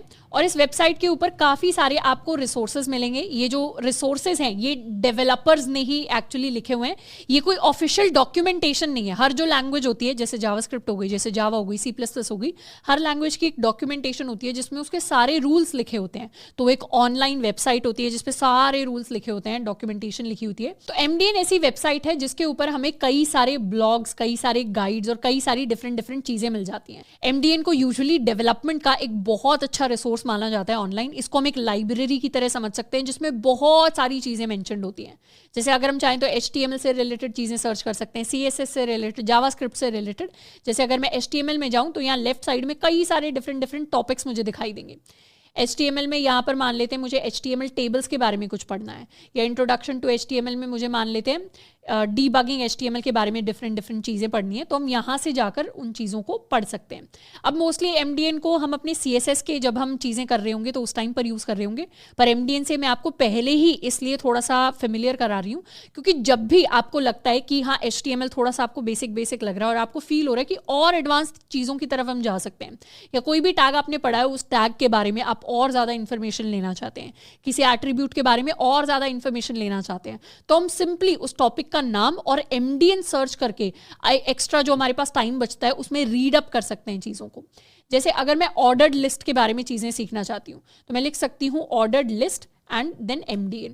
तो क्या होगा, ऑर्डर्ड लिस्ट एलिमेंट ये मेरे लिए खुल जाएगा। तो MDN में ऑर्डर्ड लिस्ट के बारे में पूरा का पूरा एक पेज है जिसमें मुझे पता चल रहा है कि ऑर्डर्ड लिस्ट क्या होती है। तो इस तरीके से ऑर्डर्ड लिस्ट मुझे दिखाई दे रही है। इसके डिफरेंट एट्रीब्यूट्स मुझे पता चल जाएंगे। तो ऑर्डर्ड लिस्ट में एक रिवर्स्ड एट्रीब्यूट होता है जिससे सारी की सारी जो लिस्ट है रिवर्स ऑर्डर में आ जाती है। रिवर्स ऑर्डर कहने का मतलब है कि अगर हम इसे कर दें रिवर्स्ड, तो क्या हुआ, जैसे ही हमने यहाँ पर रिवर्स लिख दिया, ये एट्रीब्यूट लिख दिया, वैसे ही क्या हुआ, ये पूरा का पूरा मेरे पास रिवर्स ऑर्डर में आ गया। यानी अब 1 से लेकर 5 तक नहीं आया, अब ये 5 से लेकर 1 तक डिस्प्ले हो रहा है। और इस रिवर्स को मैं यहाँ से हटा दूंगी तो ये क्या होगा, दोबारा 1 से लेकर 5 तक आ जाएगा। तो ये चेंजेस जो है ये यहीं पर हो जाएंगे। हम चाहें तो सेम चेंजेस को अपने VS कोड के अंदर भी इंप्लीमेंट कर सकते हैं। मान लेते हैं मुझे टाइप चेंज करना है, तो A और कैपिटल A को तो हमने टेस्ट किया ही था। I रोमन न्यूमरल्स में अगर मुझे नंबर करना है, जैसे यहां पर मैं लिख दूं टाइप इक्वल्स I, तो क्या हुआ, ये 1 2 3 4 5 इस तरीके से मेरे ऑर्डर मुझे दिखने शुरू हो जाएंगे। तो अगर हम इस तरीके की नई नई चीजें, एक्स्ट्रा चीजें डिस्कवर करना चाहते हैं तो हम कभी भी जाकर किसी भी टॉपिक के लिए उसके MDN आर्टिकल्स को पढ़ सकते हैं।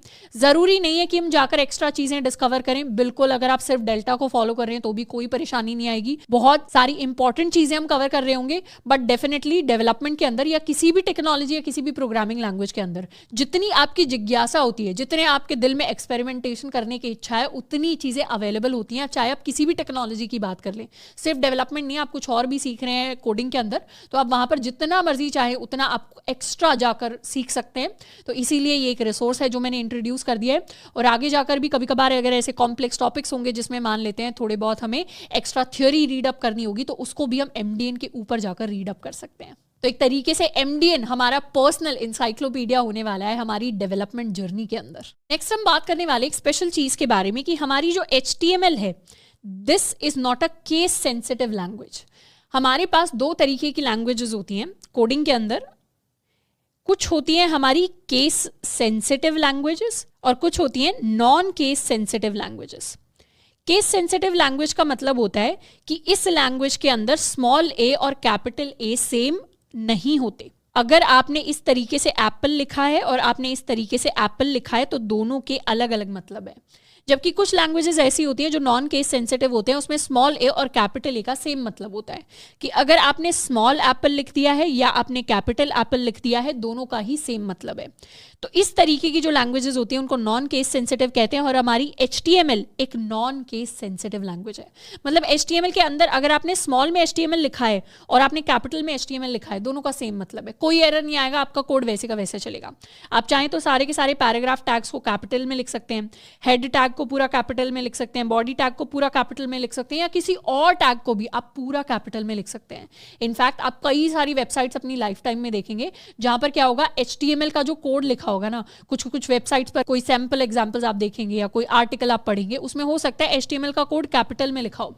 तो उसमें कोई परेशानी की बात नहीं है क्योंकि HTML केस सेंसिटिव नहीं है, तो कैपिटल कोड भी चलेगा। बट हम जितनी भी प्रोग्रामिंग करेंगे उसमें हम अपने स्मॉल केस में यानी स्मॉल तरीके से लिखने वाले हैं। बट अगर आप कैपिटल तरीके से भी लिखना चाहते हैं तो भी कोई एरर नहीं आएगा। बट आगे जाकर जब हम जावास्क्रिप्ट पढ़ेंगे तो जावास्क्रिप्ट हमारी क्या होती है, केस सेंसिटिव लैंग्वेज होती है। इसीलिए हम पहले से ही कैपिटल लिखने की आदत ना बनाएं तो ठीक है, क्योंकि आगे जाकर फिर वो आदत हमें चेंज करनी पड़ेगी। क्योंकि जावास्क्रिप्ट के अंदर स्मॉल a और कैपिटल A अलग अलग होते हैं, स्मॉल b कैपिटल B अलग अलग होते हैं। या फिर अगर हमने और लैंग्वेजेस देखी होंगी जैसे जावा हो गई, जैसे C++ हो गई, ये भी हमारी केस सेंसिटिव लैंग्वेजेस होती हैं। इनफैक्ट मोस्ट ऑफ द जो प्रोग्रामिंग लैंग्वेजेस होती है ना वो केस सेंसिटिव होती हैं। पर जैसे HTML हो गया या SQL हो गई, स्ट्रक्चर्ड क्वेरी लैंग्वेजेस, जो हम डेटाबेसेस करते टाइम सीखेंगे बाद में, तो ये भी हमारी नॉन केस सेंसिटिव लैंग्वेज है। बट उसमें भी हम कोशिश करेंगे कि एक ही सेट रूल जो है उसको फॉलो करें। बट अभी के लिए ये हमें पता चल गया, इसको थोड़ा एक्सपेरिमेंट करके भी देख लेते हैं। जैसे यहाँ पर मैं अगर एक पैराग्राफ टैग लिखती हूँ, मान लेते हैं मैंने कैपिटल P से एक पैराग्राफ टैग लिखा, यहाँ लिख लेते हैं this is a paragraph, and उसके बाद हम चाहें तो एक H3 टैग बना सकते हैं, इसे कैपिटल H3 कर देते हैं, capital H3 tag, this is a heading, save refresh. तो ये मेरा पैराग्राफ आ गया, ये मेरी हेडिंग आ गई। मतलब कोड वैसे का वैसा काम करेगा, चाहे आप कैपिटल P लिखें चाहे आप स्मॉल p लिखें। तो यहाँ से HTML के केस सेंसिटिव होने का हमें प्रूफ मिलता है। नेक्स्ट हम सॉल्व करने वाले हैं अपना प्रैक्टिस क्वेश्चन नंबर 3। इसके अंदर हमें बनाना है एक पोर्टफोलियो पेज। तो आपने पोर्टफोलियो पेजेस अगर रियल लाइफ के अंदर देखे होंगे तो वो काफ़ी बड़े बड़े, काफ़ी एक्सटेंसिव, काफ़ी सुंदर होते हैं, पर अभी तक हमने पिद्दी सी बेसिक सी HTML सीखी है, तो उतना ज़्यादा सुंदर अपना पोर्टफोलियो पेज हम नहीं क्रिएट करने वाले। हम एक बेसिक सा सिर्फ HTML को यूज़ करके बहुत ही बेसिक छोटा सा पोर्टफोलियो पेज क्रिएट करेंगे, जिसमें हमें टॉप पे अपना नाम ऐड करना है, अपनी एक फ़ोटो हम ऐड करेंगे, और हम सेक्शंस बना सकते हैं। मतलब एक पहले हम एजुकेशन के बारे में लिखेंगे अपनी, फिर हम स्किल्स के बारे में लिखेंगे, फिर हम हॉबीज़ के बारे में लिखेंगे, फिर हम कॉन्टैक्ट के बारे में लिखेंगे। तो पोर्टफोलियो पेज के लिए हम क्या करने वाले, टॉप पे जब नेम ऐड करेंगे तो नेम को हम H1 टैग में ऐड करने वाले हैं। पिक्चर को हमें पता है हम अपने इमेज टैग के अंदर ऐड कर सकते हैं। सेक्शंस के लिए जो एजुकेशन है या स्किल्स है या हॉबीज़ हैं या कॉन्टैक्ट हैं, इनको हम लिस्ट्स की फॉर्म में क्रिएट कर सकते हैं। तो एक बार क्या करना है, यहाँ पर पॉज करके आपको खुद का अपना पोर्टफोलियो पेज बनाने की कोशिश करनी है। फिर अभी हम जो प्रैक्टिस क्वेश्चन सॉल्व करेंगे उसके साथ आप टैली कर सकते हैं। कुछ आपको लगता है कि हाँ यहाँ पर मुझे एक्स्ट्रा कर देना चाहिए था, यहाँ पर मुझे कुछ और ऐड कर देना चाहिए था, तो वो आप बाद में जाकर उसके अंदर चेंजेस कर सकते हैं फाइनल सॉल्यूशन देखने के बाद। एंड अगर आपने कुछ और खुद से ही एक्स्ट्रा किया है, then well done and congratulations, आप अपना डेवलपर वाला जो माइंडसेट है उसको बहुत बढ़िया तरीके से बिल्ड कर रहे हैं। तो एक बार सॉल्व करते हैं अपने प्रैक्टिस क्वेश्चन नंबर 3 को। ये मेरी index.html फाइल थी, इसके अंदर का कंटेंट हम हटा लेते हैं और इसको टाइटल दे देते हैं, let's call it portfolio page. Save, refresh. तो ये मेरा पोर्टफोलियो पेज यहाँ पर आ गया। अब हम यहाँ पर डिफरेंट चीज़ें ऐड करेंगे। सबसे ऊपर तो H1 टैग के अंदर हम अपना नाम ऐड कर लेते हैं। तो यहाँ पर मैं अपने लिए एक पोर्टफोलियो पेज बनाऊंगी, बट आपको क्या करना है, उसे अपने हिसाब से कस्टमाइज करना है। यानी अगर यहाँ पर मैं श्रद्धा खापरा लिख रही हूँ, तो आपका नाम अगर राहुल कुमार है या आपका नाम अगर नेहा कुमारी है, तो आपको अपने हिसाब से अपना नाम लिखना है और अपनी अचीवमेंट्स या अपनी डिफरेंट चीज़ें लिखनी है। तो ये हमारा नाम हो गया। उसके बाद मैं एक छोटा सा टाइटल ऐड कर सकती हूँ, अपने बारे में मैं एक लाइन ऐड कर सकती हूँ, I love to teach. Let's suppose मैंने कुछ इस तरीके का ऐड किया, रिफ्रेश, तो ये मेरे पास एक और लाइन आ गई। अब मैं अपनी कोई फ़ोटो ऐड कर सकती हूँ। तो फ़ोटो के लिए इमेज टैग हमारे पास होता है। इमेज के अंदर सबसे पहले तो फ़ोटो का लिंक चाहिए। अब आपके पास अपनी जो भी फ़ोटो होगी उसको आप अपने फॉर्मेट में डाल सकते हैं। Let me search for my photo की कोई डिसेंट सी फ़ोटो आती है क्या इंटरनेट से। ये वाली जो फ़ोटो है इसको हम कर लेते हैं सेव इमेज, एंड इसको हम कर लेते हैं डाउनलोड। कहाँ डाउनलोड करेंगे, अपने क्लासरूम फोल्डर के अंदर इसको सेव करके डाउनलोड कर लेते हैं। एंड इसका हम नाम चेंज कर देते हैं। यहाँ पे क्लिक करेंगे, VS कोड के अंदर से ही नाम चेंज हो सकता है। ये वो फोटो थी जिसको हमने डाउनलोड किया है, इस पर राइट क्लिक करेंगे तो रीनेम का ऑप्शन आता है VS कोड में। रीनेम करके इसको मैं कर सकती हूँ माई फोटो एंड एंटर। तो ये क्या हुआ, माई फोटो इसका नाम हो गया। एंड यहाँ पर सोर्स में मैं लिख सकती हूँ myphoto.jpg और ऑल्टरनेट में इसको मैं कर सकती हूँ SK for my photo. Save, refresh. तो ये क्या हुआ, ये मेरी फ़ोटो आ गई है। अब इस फोटो को मैं जुगाड़ करके रीसाइज करने वाली हूँ, बट मैं बिल्कुल भी नहीं सजेस्ट करूँगी कि ये अच्छी प्रैक्टिस है। इसको हम थोड़ा सा छोटा करने वाले हैं। तो मैं 2 एट्रीब्यूट्स इसके अंदर ऐड कर दूंगी, हाइट एंड विड्थ। तो ये छोटी सी फोटो यहाँ पर डिस्प्ले होकर दिखाई दे रही है। ये फ़ोटो एक्चुअली मेरी सेकेंड ईयर इंटर्नशिप की है, जब मेरी फर्स्ट इंटर्नशिप मैंने की थी माइक्रोसॉफ्ट के अंदर। तो पीछे बैकग्राउंड में माइक्रोसॉफ्ट का जो हैदराबाद का मेन कैंपस है वो दिखाई दे रहा है पीछे की तरफ। सामने की तरफ मैं हूँ मुस्कुराते हुए। एंड काफ़ी बहुत ही अच्छा दिन था, क्योंकि ये शायद हमारा लास्ट या सेकंड लास्ट डे था इंटर्नशिप का। एंड इसी दिन मुझे पता चल गया था कि नेक्स्ट ईयर के लिए मुझे रिटर्न ऑफर मिल गया माइक्रोसॉफ्ट में। तो it was a very happy day for me. तो ये मेरी फ़ोटो आ गई है। एंड आपको भी इसी तरीके से अपनी फ़ोटो ऐड करनी है। मेरी फ़ोटो ऐड नहीं करनी, आपको अपनी फ़ोटो ऐड करनी है। और उस फोटो को कैसे ऐड करेंगे, इस फोल्डर के अंदर पहले डाल देना, क्लासरूम नाम के फोल्डर के अंदर। फिर उसका यहाँ पर आपको सोर्स लिंक ऐड कर देना है। तो हमने नाम ऐड कर दिया, हमने फ़ोटो ऐड कर दी। अब इसके बाद ऐड करते हैं अपने डिफरेंट सेक्शंस। सबसे पहले एजुकेशन सेक्शन की बात करेंगे। तो मैं H2 टैग को यूज़ करने वाली हूँ अपने एजुकेशन सेक्शन को क्रिएट करने के लिए। रिफ्रेश। तो ये मेरा एजुकेशन सेक्शन आ गया। अब एजुकेशन सेक्शन के अंदर हम अपनी एक कोई अनऑर्डर्ड लिस्ट बना सकते हैं। यहाँ पर थोड़ा सा एक स्पेस दे देते हैं एक लाइन का, ताकि सेक्शंस अलग अलग आ जाएं थोड़े से। एजुकेशन सेक्शन के अंदर अनऑर्डर्ड लिस्ट बनाकर सबसे पहले हम अपना 12th क्लास की एजुकेशन कर सकते हैं। तो let's suppose this is 12th class. उसके बाद हमने क्या किया, उसके बाद या 10th से हम स्टार्ट कर सकते हैं 12th क्लास। एंड उसके बाद हम ये बेसिकली पोर्टफोलियो में वही चीज़ें मेंशन होती हैं जो एक तरीके से रेज्यूमे में होती हैं। तो पहले हम 10th बताते हैं, फिर हम 12th बताते हैं, फिर हम अपना कॉलेज बताते हैं। तो कॉलेज में मुझे याद करना पड़ रहा है मैंने क्या किया था। मैंने की थी bachelor in engineering,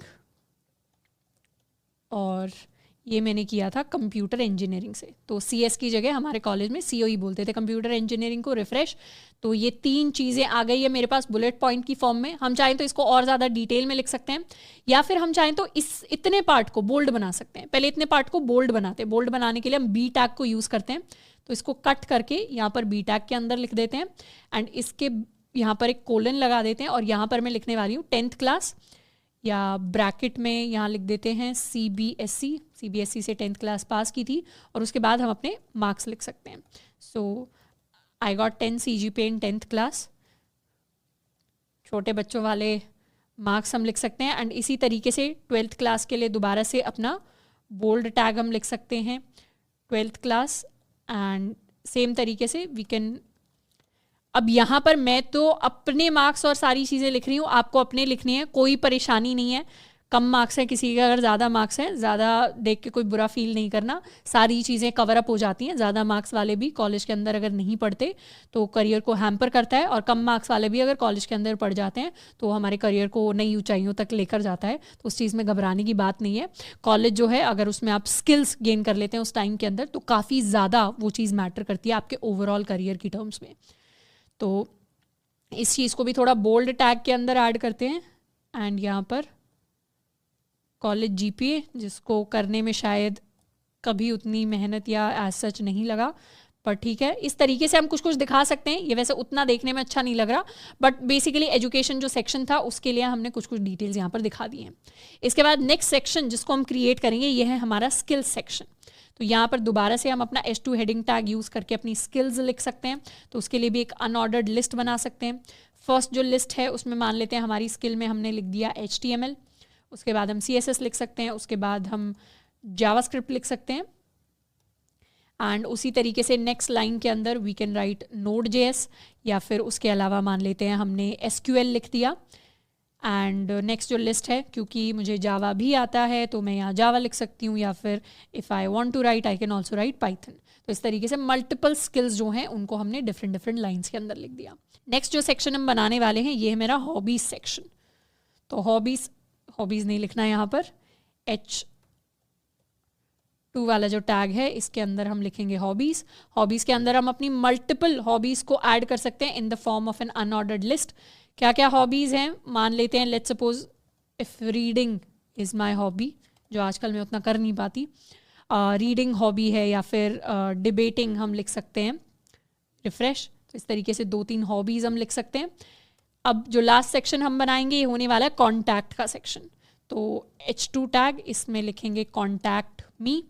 contact me के अंदर हम कॉन्टैक्ट मी के अंदर एक अनऑर्डर्ड लिस्ट बना सकते हैं। इसमें फर्स्ट लिस्ट के अंदर सबसे पहले तो हम अपना ईमेल दे सकते हैं।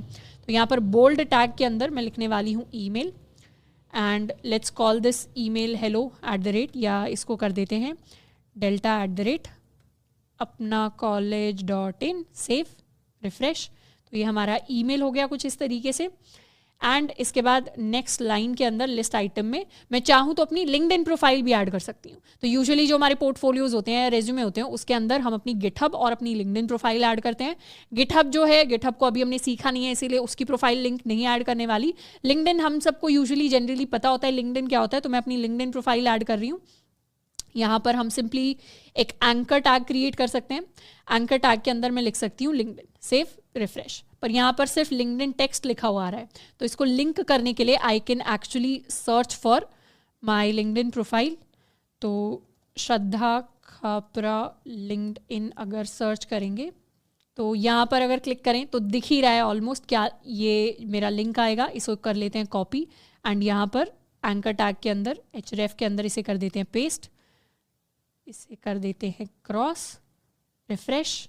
तो यहाँ पर क्या हुआ, अब लिंक्डइन प्रोफाइल का मेरे पास लिंक आ गया। जैसे ही क्लिक करेंगे वैसे ही क्लिक करके तो मेरी खुल ही जाएगी मेरे कंप्यूटर के अंदर, बट बेसिकली इसे क्लिक करेंगे जैसे ही तो लिंक्डइन प्रोफाइल दूसरे पेज के ऊपर जाकर खुल जाएगी। अगर आप क्लिक करते हैं, डायरेक्टली क्लिक करेंगे तो सेम पेज के ऊपर खुलेगी, लेकिन अगर हम कंट्रोल प्रेस करके इसको क्लिक करेंगे, कंट्रोल भी प्रेस करेंगे, फिर इसे क्लिक करेंगे तो ये नेक्स्ट पेज पे खुलेगी।